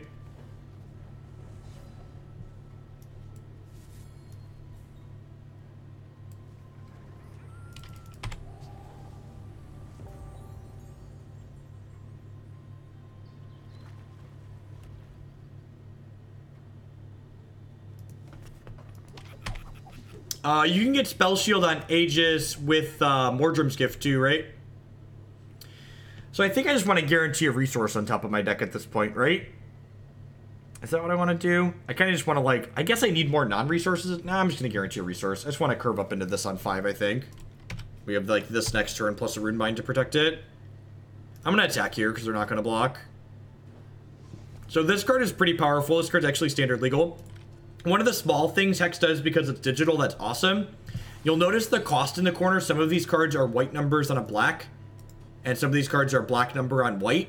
This is how you distinguish which cards are standard and versus just Immortal legal at a glance. So if a card is standard legal, it will have a white number on a black backer, and if a card is only legal in Immortal, it's going to have a black number on a white backer. And when cards rotate out of standard, you're able to they update them automatically.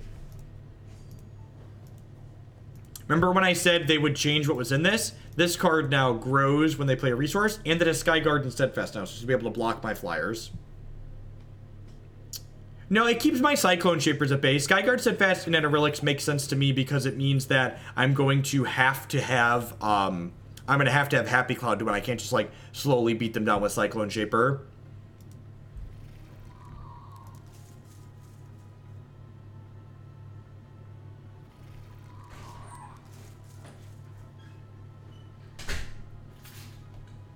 Howdy, wife. You're done with your stream? You're done with your stream? No, I'm streaming. I'm playing some Hex. Because there's music for Hex and sound effects. It's not like Magic where there's just annoying noises that you want to turn off. I say you don't usually wear your headphones on stream. Do I want a Runebind to protect this? I don't think I do. They don't. If I had a Consult in my hand, I'd probably want a Runebind to protect it, but the fact that I don't means it's just like, whatever.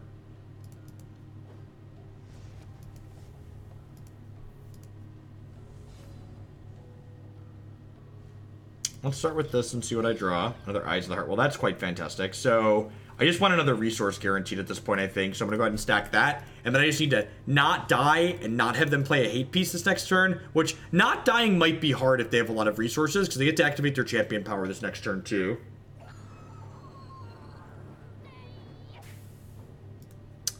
Yeah, that might actually be lethal.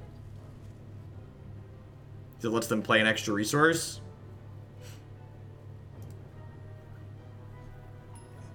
I guess I also can theoretically start comboing after I chump block with this.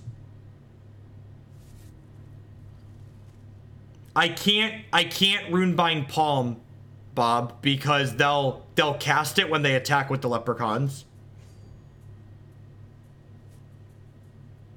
Oh, it meant you didn't have... I guess? Yeah, okay, then... Yeah, that would have been better. Alright, so I'm going to block here... And I'm going to I should have blocked the other way and Runebound, but whatever. And maybe I should have just Masteried last turn. The problem is if I Masteried last turn, I wasn't guaranteed to play Eyes of the Heart the following turn. Because I had a Slow Shard in my hand, is the issue. I don't know, maybe it feels worse, but like... Turbo PA is like light years better against decks like what my opponent's playing, right? Because like Turbo PA puts a bunch of blockers in play when it goes off. So like it could just be like the bias from this matchup, but like things like Yodel 2, like Turbo PA is much, much better against aggressive decks than what this deck does. Like if this deck isn't doing its thing, it's just getting run down like in that game.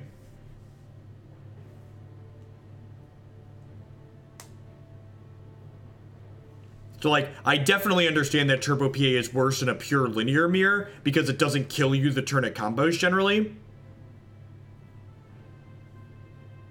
Unblockable Runeer. But Turbo PA, so, like, are there unblockable Spell Shield Runeers? Is there a deck that's playing that?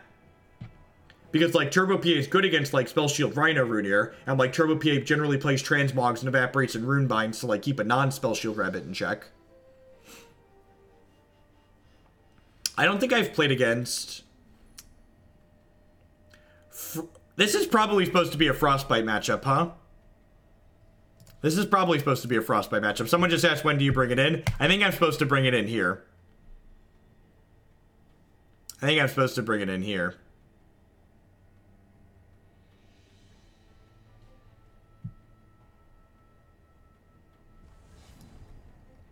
Frostbite's that same kind of slot, yeah. I'm gonna put a non-resource on top. I've got double Cyclone Shaper. This should be a pretty fast linear hand on the play.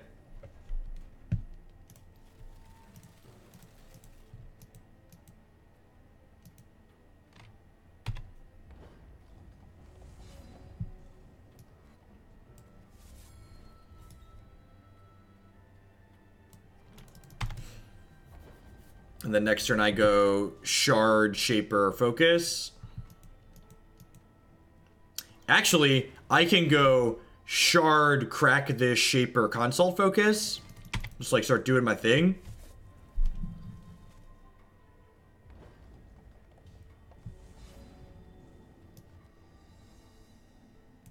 Yeah, I'm gonna do that actually.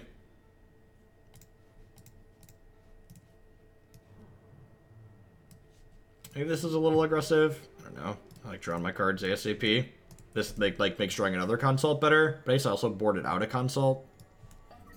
This lets me get to a... Yeah, there we go. There we go. Everything's working out just like we planned. If I donate, will you get to another Hex deck today? I am not going to make it to another Hex deck today. Christy and I are taking the kids to Chicago this weekend. I'm playing a tournament on Saturday. So... And Hex Gauntlets, they take a little while too, because they're up to 7 matches. So like this one, we're in match 4, and this one's been going for an hour and a half already. My goal is to do 2 to 3 Immortal Gauntlets a week. I think we had one other donation today for another Immortal Gauntlet, but that's the only one I have in the queue right now. I think we're in a good spot to win this one with the way our hand's set up.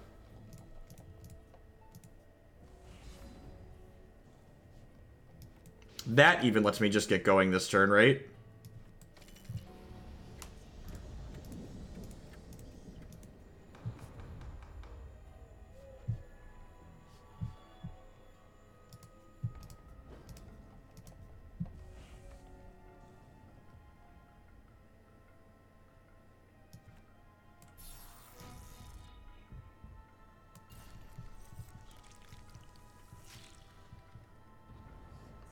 We actually don't have much more card draw here, right?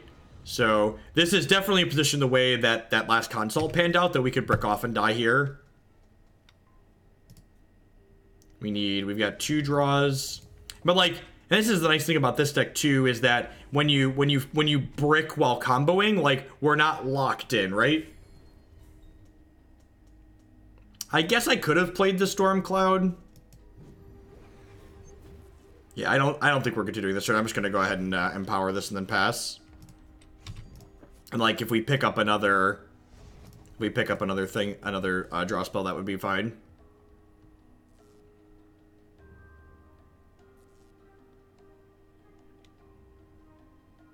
We only need 1 more turn here, basically. We've got 4, 8. They're at 14.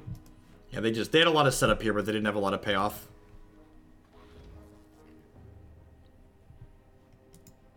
Okay. Okay, I'm really glad I empowered that one instead of playing out 2 more. I could try and Runebind that, but they have a lot of cards.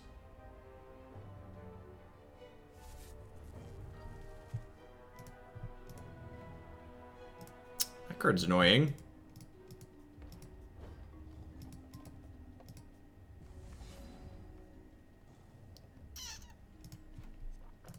So let's Runebind that, which makes my cards cost more.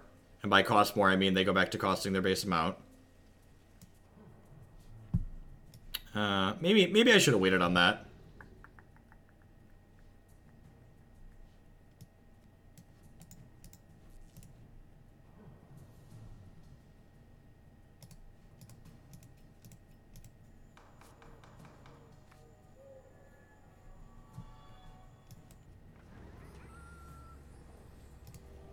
I feel like I'm mismanaging my stuff here.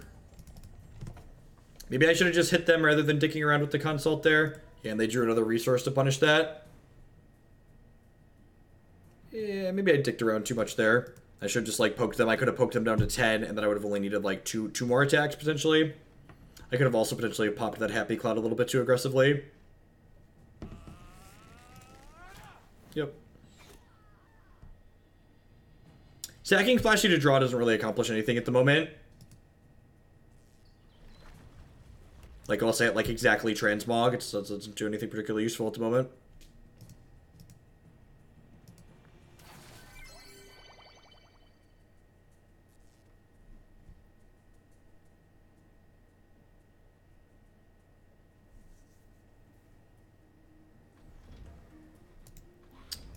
Well, now we're doing that. Exhaust that one.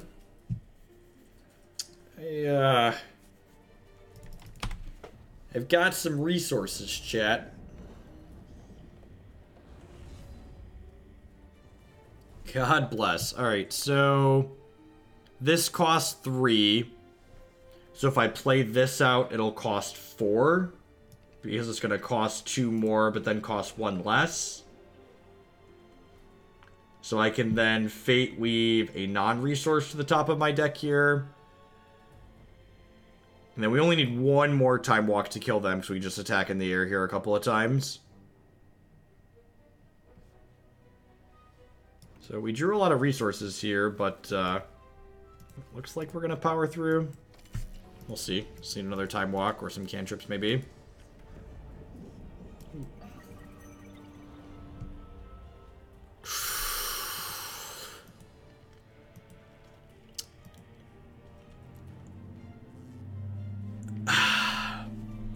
Do I take the Mass Poly Dingler on principle? The Time Walk could be lethal, but I feel like I'm obligated to take... It's not... Is it guaranteed lethal? God.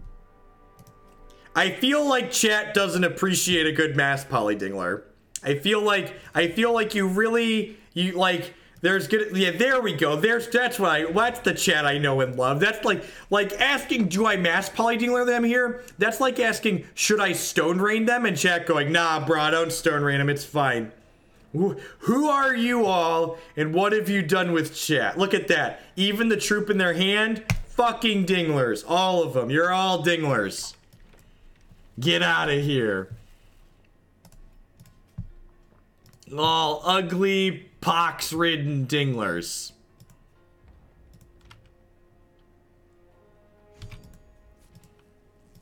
Look it, now my opponent's board represents chat.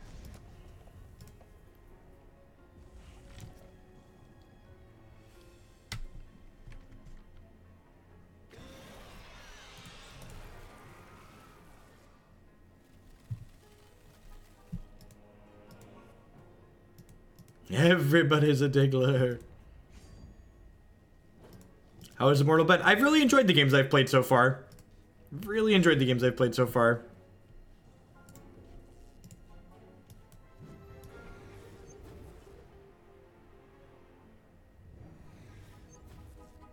Hey, look, I won anyways, and I got to Dingler them.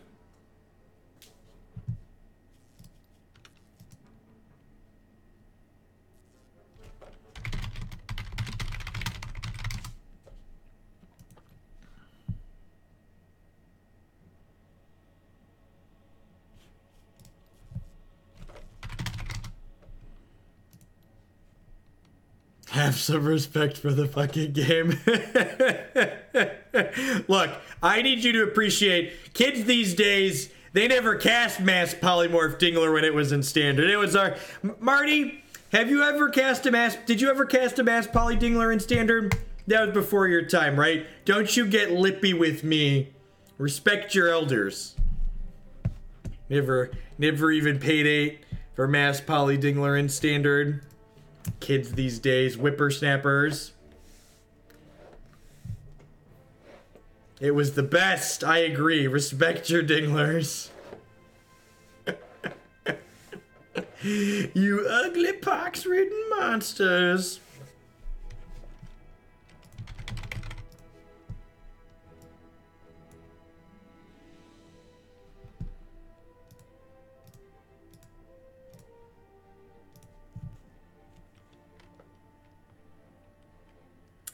Bad memories from Winter Moon Control is my first Hex deck.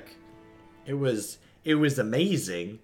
It was amazing. I wasn't there for that. I started playing about halfway between set 3 and set 4. Dingle the whole dongle.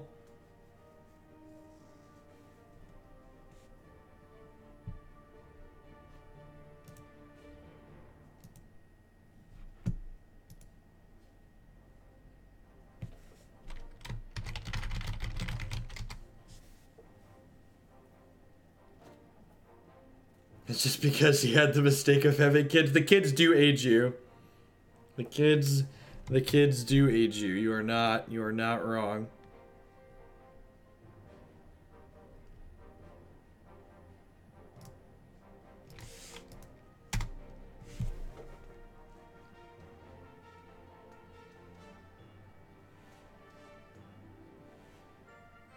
Cerulean Mirror Knight into Stormcloud. Oh, man.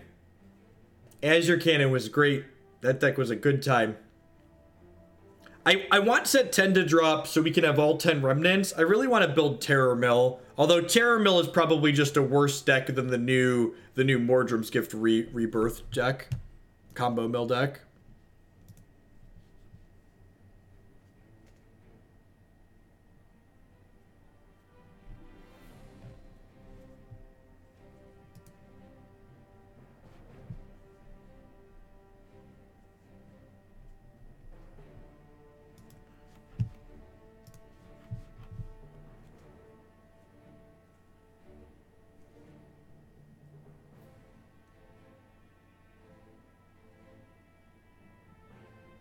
I have a 5th AA Cerulean Mirror Knight that's just sitting there in a big pile of regret.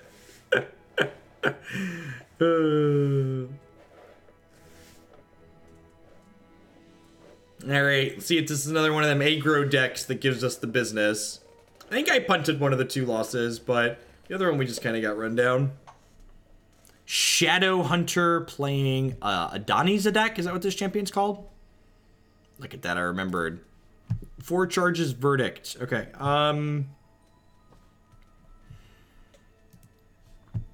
This game doesn't really do anything, right? I feel like Adani's deck is probably a control deck. I guess they could be. There's an aggro verdict deck too, right?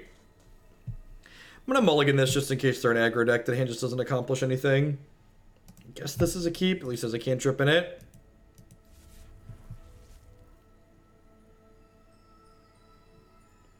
We don't know what the power level of Immortal is yet. Honestly, I wouldn't be surprised if basically every reasonable standard deck right now has a good counterpart in Immortal. So, the discard spell my opponent played here for the Magic players, it's kind of got a neat twist on it. And after they take the it's kind of duress, but after they duress me, the card they duress, instead of going into my discard pile, it becomes blood and goes into my opponent's deck.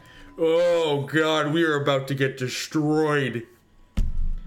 Demented Whispers buries the top 3 cards of my deck and then makes us discard a card. And you know what? This card really annoys me in Standard, but like as far as Immortal goes, I feel like that's kind of just par for the power level in the format, right? Like in Standard, I feel like I'm kind of slow and dirtily and like the Whispers aren't really fair, but like here I'm kind of like, this is probably fine.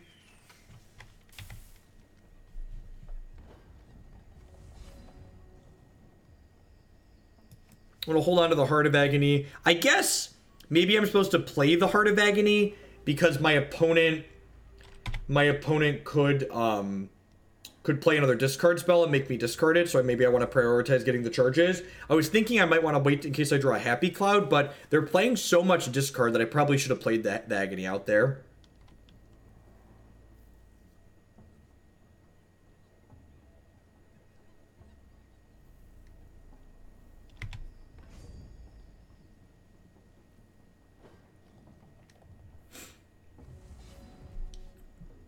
Have a Hero Fall.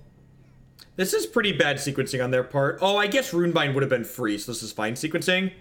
So, this is one of the things... Oh, I drew a Stormcloud. It's actually super rewarded for my sequencing here. One of the things I love about Hex is that they don't just print powerful threats, they print powerful answers. And this card's really good at breaking up troop-based combo decks in Immortal. So it destroys a troop, and then it takes all the other copies of that troop out of my hand and deck. So, I got no more Cyclone Shapers. I do, however, have a Happy fucking Cloud that's going to pop and make 3 friendos that are going to mobilize for this Consult the Talons, though. I do have that.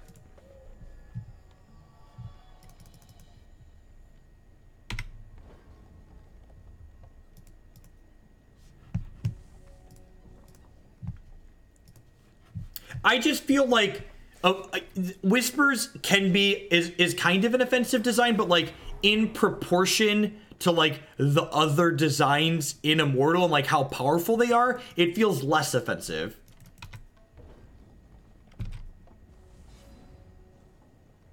I have a slightly above budget candle deck. Yeah, that's super competitive for the ladder. If you play well, you will be able to get to Cosmic with that.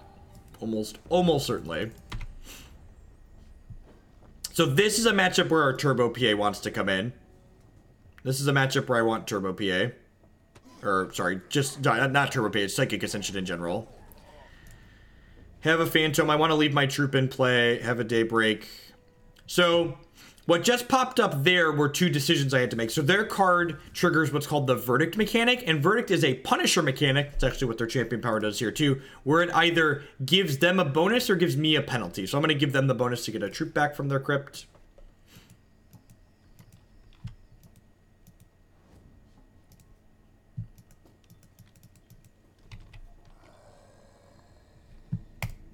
I'm going to Runebind this. And then hopefully like fumble into a pseudo going off next turn.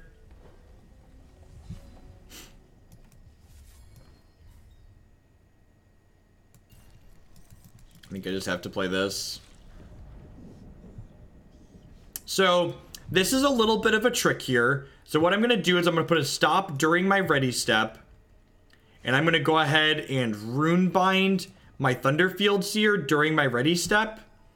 And what this is going to do is it makes it so if I draw a resource for the turn, I get to replay my Thunderfield Seer this turn, which is going to net me...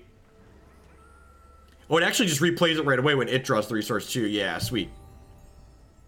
Alright, so we didn't hit more spells to combo this turn, but I did build up more than enough charges to get an Arcane Banner going. So basically, I'm going to have the ability to rebuild a little bit here.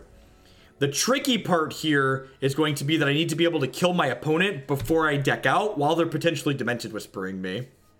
So, Runebind, you can see here, it just replayed the thing. Runebind takes the card and kind of slides it off to the side, and it says, this is going to stay here as a constant until the person who controls it draws a resource. So the reason why my Thunderfield Seer just replayed itself right away is because my Runebind drew a resource. So it's like, hey, we get to kind of ignore this thing until you have a resource into your hand. So this destroys all troops in play, and then they grab a troop out of my crypt and put it into play under their control. I wonder if they're going to grab Stormcloud here. They might grab they took Shaper. Sure, that makes sense.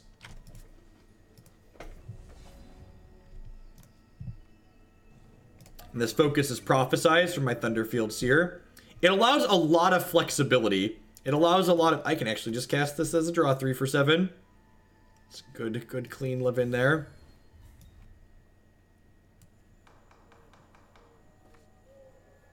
Yeah, it's a great tempo card that allows for a lot of really flexible decisions. Because, like, you can Runebind to protect your own cards. You can Runebind to put their cards behind. There's a lot of back and forth and a lot of decisions you can make with it. I played a Scour earlier, right? I did. So this is Demonic Tutor, which is great. So I'm going to start with this and see what we get. Or I'm going to... No, actually, I'm going to Scour and get Eyes of the Heart here. Maybe. I do have to actually kill them before I deck here as well, though. My deck is low on win con, so I need to... Alright, I guess I'm likely to find a Happy Cloud and kill them. I'm likely to find a Happy Cloud and kill them there.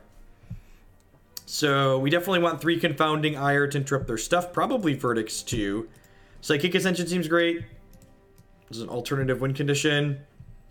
I think this is a matchup where... Is it nuts to trim multiple Cyclone Shapers? I guess they can't Hero Fall them out of my hand because I can Empower. So that's actually not true. Trim High Joltage. I'm going to trim at least a Runebind. I'm going to trim Thunderfield Seers. I'm going to trim a Stormcloud. I'm going to trim a Consult. So this card this is a control win condition, so we're going to board into a pseudo control deck. It says, whenever you play an action, if this is in your hand or deck, it gets cheaper. So it gets cheaper and cheaper and cheaper. Oh yeah, Seer's really bad against Whispers, huh? Which I think means I want to board in this extra Warpsteel.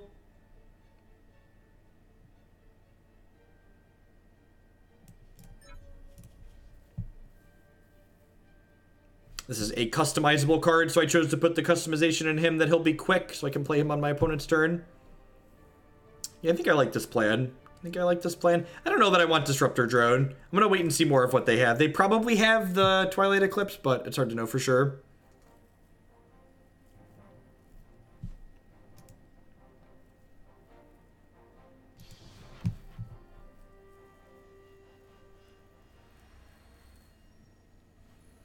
Now, I think I'd rather have quick so I can, like, have the option to hold up my Ires and my Verdicts, but maybe that's overthinking it.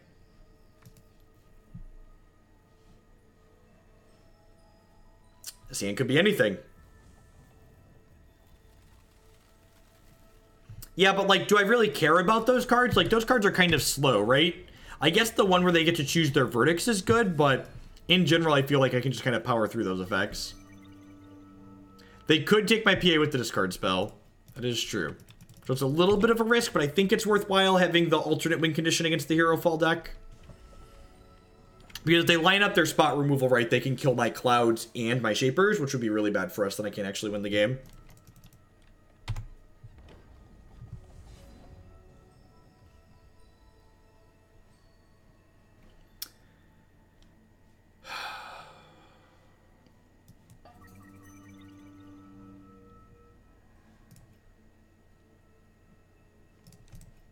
I think Verdict's probably just a better Ire in this matchup. Yeah, if they have turn 3 Anarilic Seer with speed and discard, we could be in a lot of trouble. I don't actually have an answer to that, do I? That's, like, really good against this deck. That's an upside to playing Turbo PA2. You actually have clean answers to Anarilics and Hawkward turn.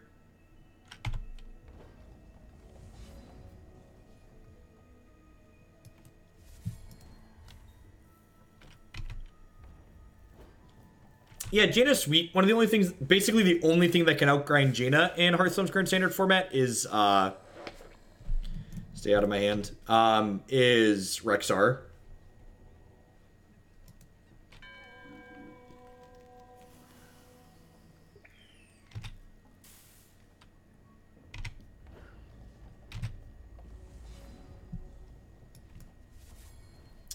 It's pretty decent.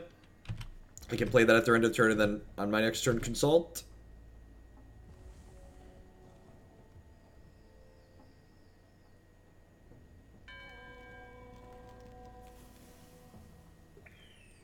Yep.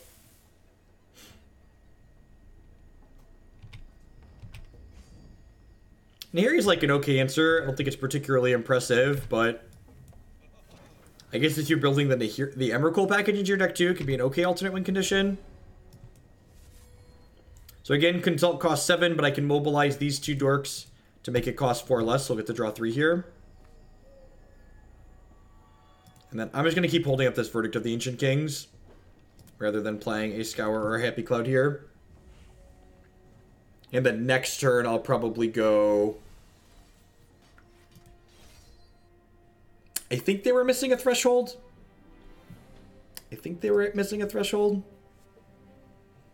Alright, well I am at least as good at Happy Clouds as Marty Punker is. At a minimum, I am as good at casting Happy Clouds as Marty is. Because he 3-3'd, and I am now 3-2.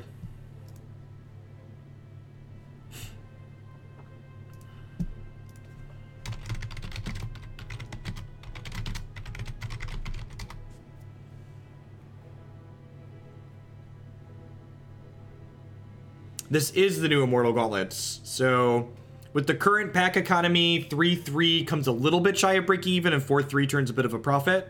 Well, it depends on what you value the alternate arts at too. You get alternate arts as well.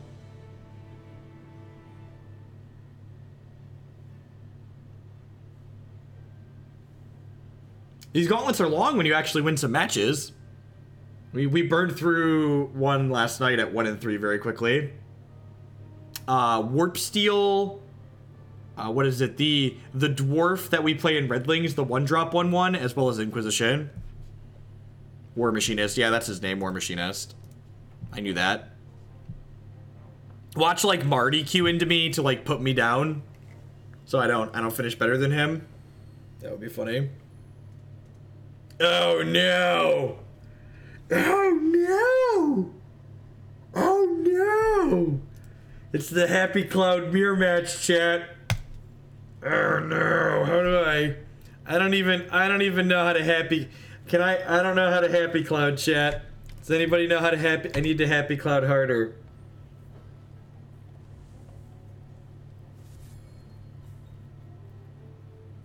Well, I love it, Boom Wizard, because before I couldn't play Immortal. The free Immortal queue that they had wasn't an Immortal queue. It was a casual queue. Most of the people that played in it were playing decks that were just like random piles of cards they had. They weren't actual decks that people are trying to build to be competitive. And yeah, you can still challenge friends to Immortal matches. Because the free Immortal queue, it also didn't even give prizes out. So it was just, honestly, maybe they should have an actual queue that's just called the casual queue, because that's what the free Immortal queue was before. It was a place where people are just like, these are the hex cards I have, and some of them aren't standard legal, so they didn't play the standard letter. Double Stormcloud's probably a good start in the mirror. I'm no Happy Cloud's mirror expert, but I'm thinking double Stormcloud's a good start. Yeah, it's just completely random, D. Brian, depending on who's queuing and when.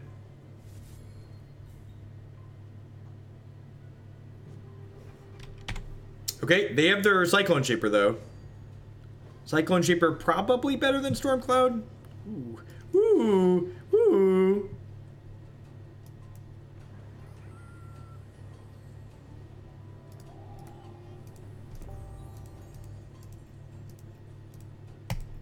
Draw 3. They could theoretically start going as early as next turn, but it's pretty unlikely.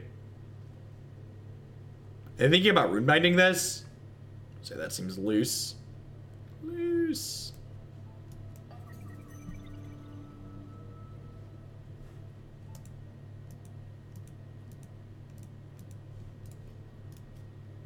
I think I want to do that so I can just start going next turn.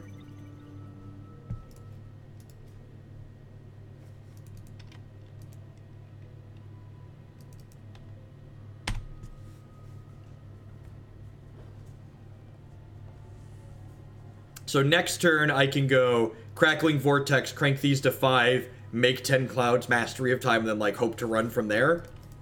I think I just need to, like, take my pedal and push it to the floor and, like, go for it ASAP. These AA Thunderfield Seers are something else. These are from the old weeklies, right? Well, remember when I said they were unlikely to be able to go for it? Looks like they're going for it.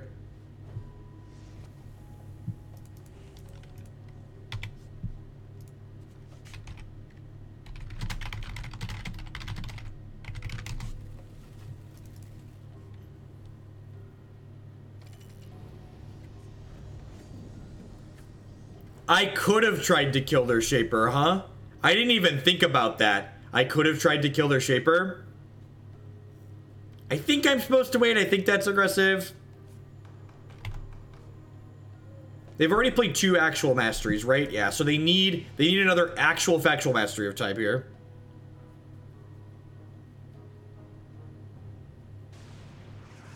Sweet. Am I getting a turn? Am I getting a turn? I really want a turn. I really want a turn. Please. Please give me a turn. They could have runebinds and stuff here too, so there's no guarantee that our stuff works.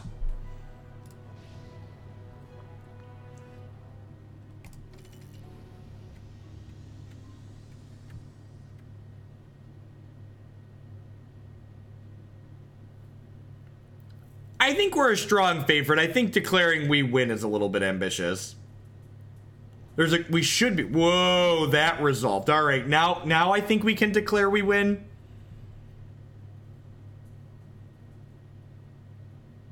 Oh, the storm clouds can draw cards. Oh, geez. Look at this sequencing. So they're denying me storm clouds. Oh, geez. That was a good line. That was a good line. Okay, I like it.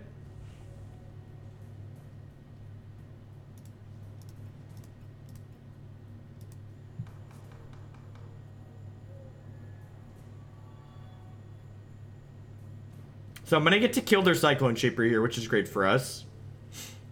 That's ambitious. I guess this cuts me off of taking a time walk this turn and being able to play it. Which makes sense. I have a Runebind of my own now, though, which is nice. I should have played this with their Stormcloud, right? Yeah, that was a mistake. Little details. Alright, well. If they don't go next turn, and without the Shaper, hopefully they can't go. I think I kill their Seer too, right? I just want to like clean their whole board because I'm so far ahead here.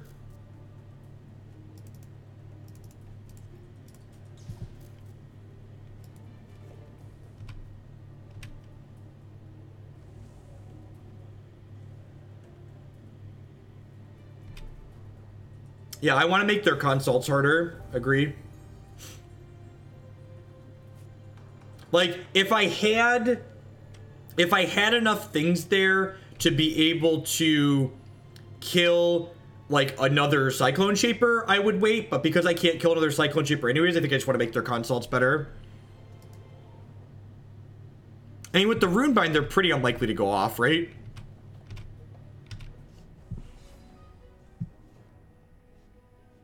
So I'm intentionally not playing Happy Cloud here because I want to play Mastery with Runebind up.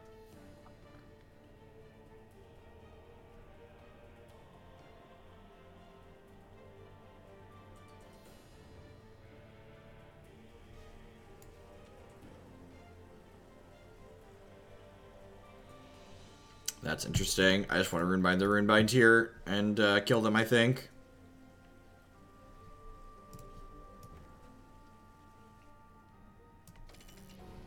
I'm just gonna crack him.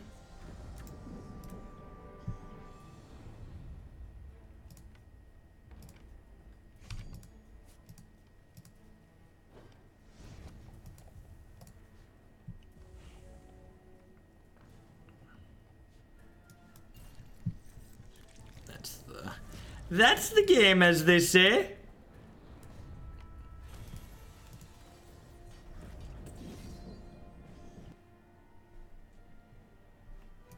Alright, this is just verdicts in.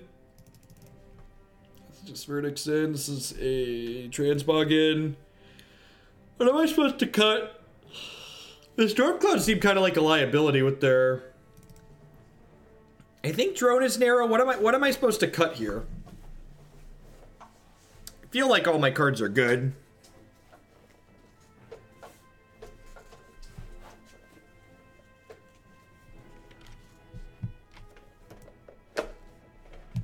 Yeah, Tribunal Magistrate would be hot. High Joltage is an easy trim.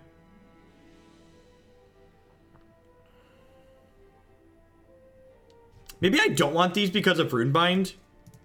Trim a Shard. I like that. Yeah, let's do it. Just fucking max greed.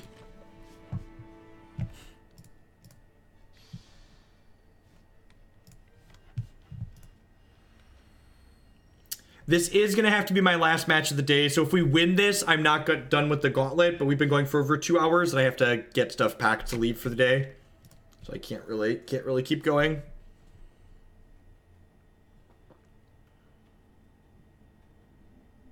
Stop it, Mage. We're just going to win here. Don't talk about bringing stuff in on the play. There's not going to be a game on the play. Jeez. Get with it.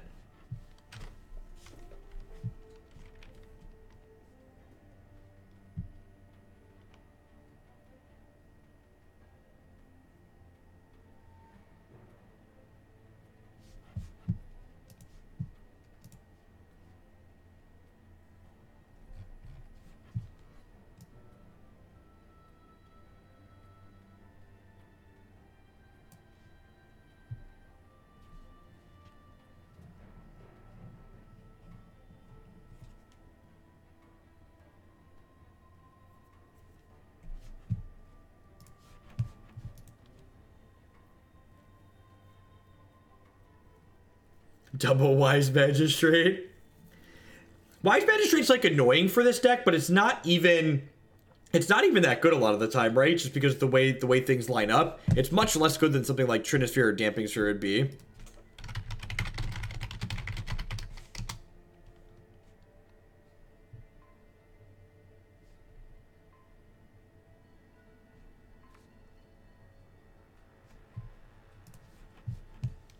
Sand seems like the nut. Turn 2 Cloud, turn 3 Shaper. Just need like a Runebind or 2, and then some Velocity. Like, these are definitely the cards we want early. There's that probably qualifies as Velocity on the line.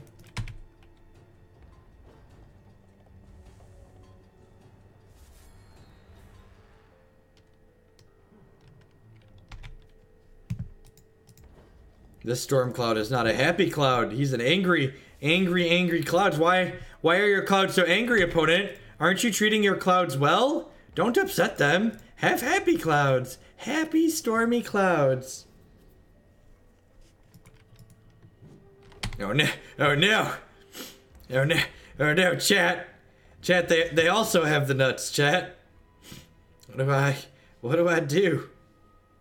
I think I'm just gonna build charges up here.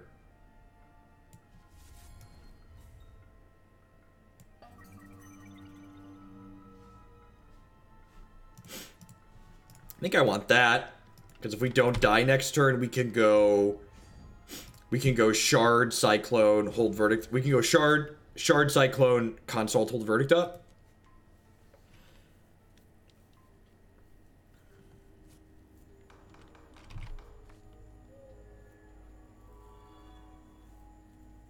Because Verdict's only going to cost 1 since we'll have Cyclone Shaper to reduce it.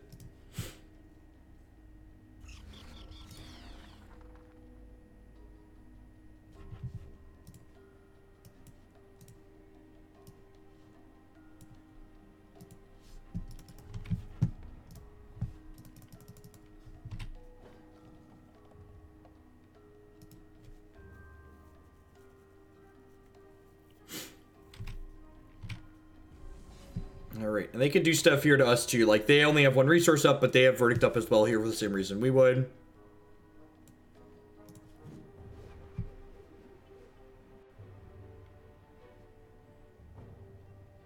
They could Runebind us potentially here. Okay, so I'm going to go ahead and crack a Happy Cloud here because it gives us an extra troop. And then this will allow me to... draw some cards here, which could potentially... Nope. Alright, well, we've got, I guess I could... Am I supposed to crack this and hope to get exactly the 2 I need? Yeah, I am. Oh, so close. So close! We needed two Bitly bolts to kill their Cyclone Shaper.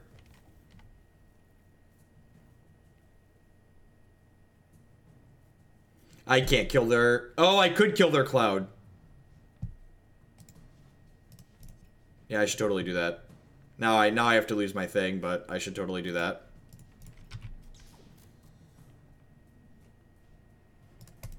That is definitely the line.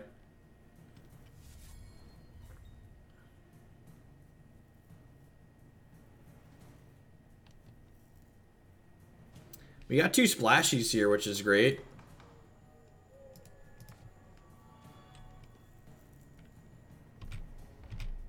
They runebound my other cloud in response to the first one. Alright, well that's fantastic. Because now I can play this Mastery of Time with Verdict of the Ancient Kings up.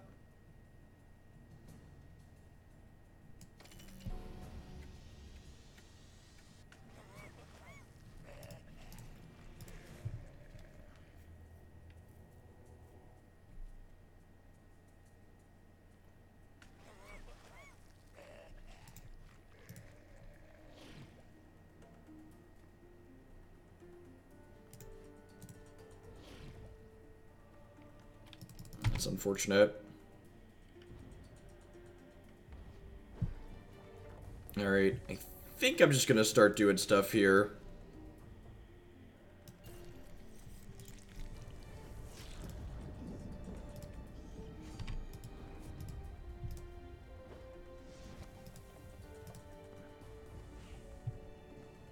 That's fantastic.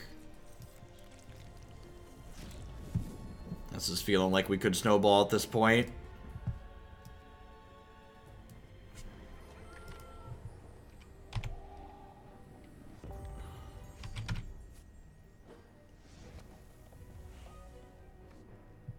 That's really good. Oh, I should Runebind my Shaper. Yeah, I totally forgot about that. I should have done that instead of this, right?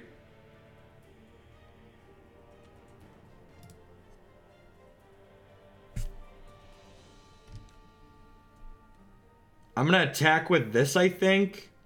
Because I'm definitely attacking this turn.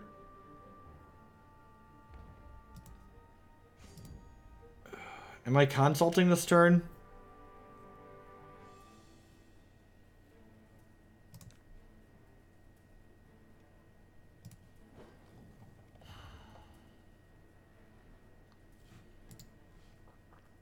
I think I'm supposed to start with this.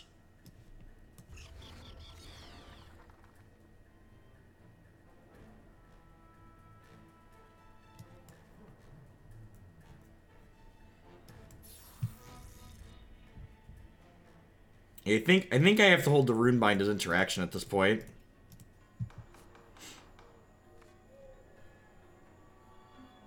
And like now I can kill their board probably.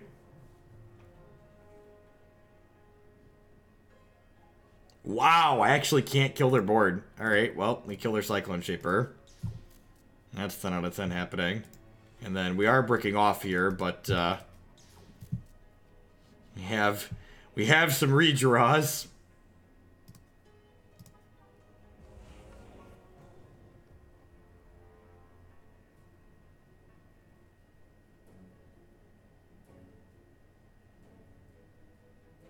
I like how when this deck like pseudo combos and like hits a brick block, you're like well set up usually to go off the next turn still. Yeah, and they know that we're gonna be well set up to go off the next turn.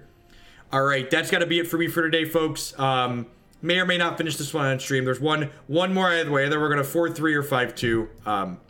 Sorry to leave it on a cliffhanger. I got to get my stuff ready to head off to a tournament for the weekend. So I'll catch everyone around, and I'll be back maybe Sunday night, possibly, definitely Monday, maybe Sunday night. Not 100% sure when we're going to come back to more Hex, but follow me on Twitch and Twitter for notifications on what I do when. So peace, folks. Everybody have a good evening.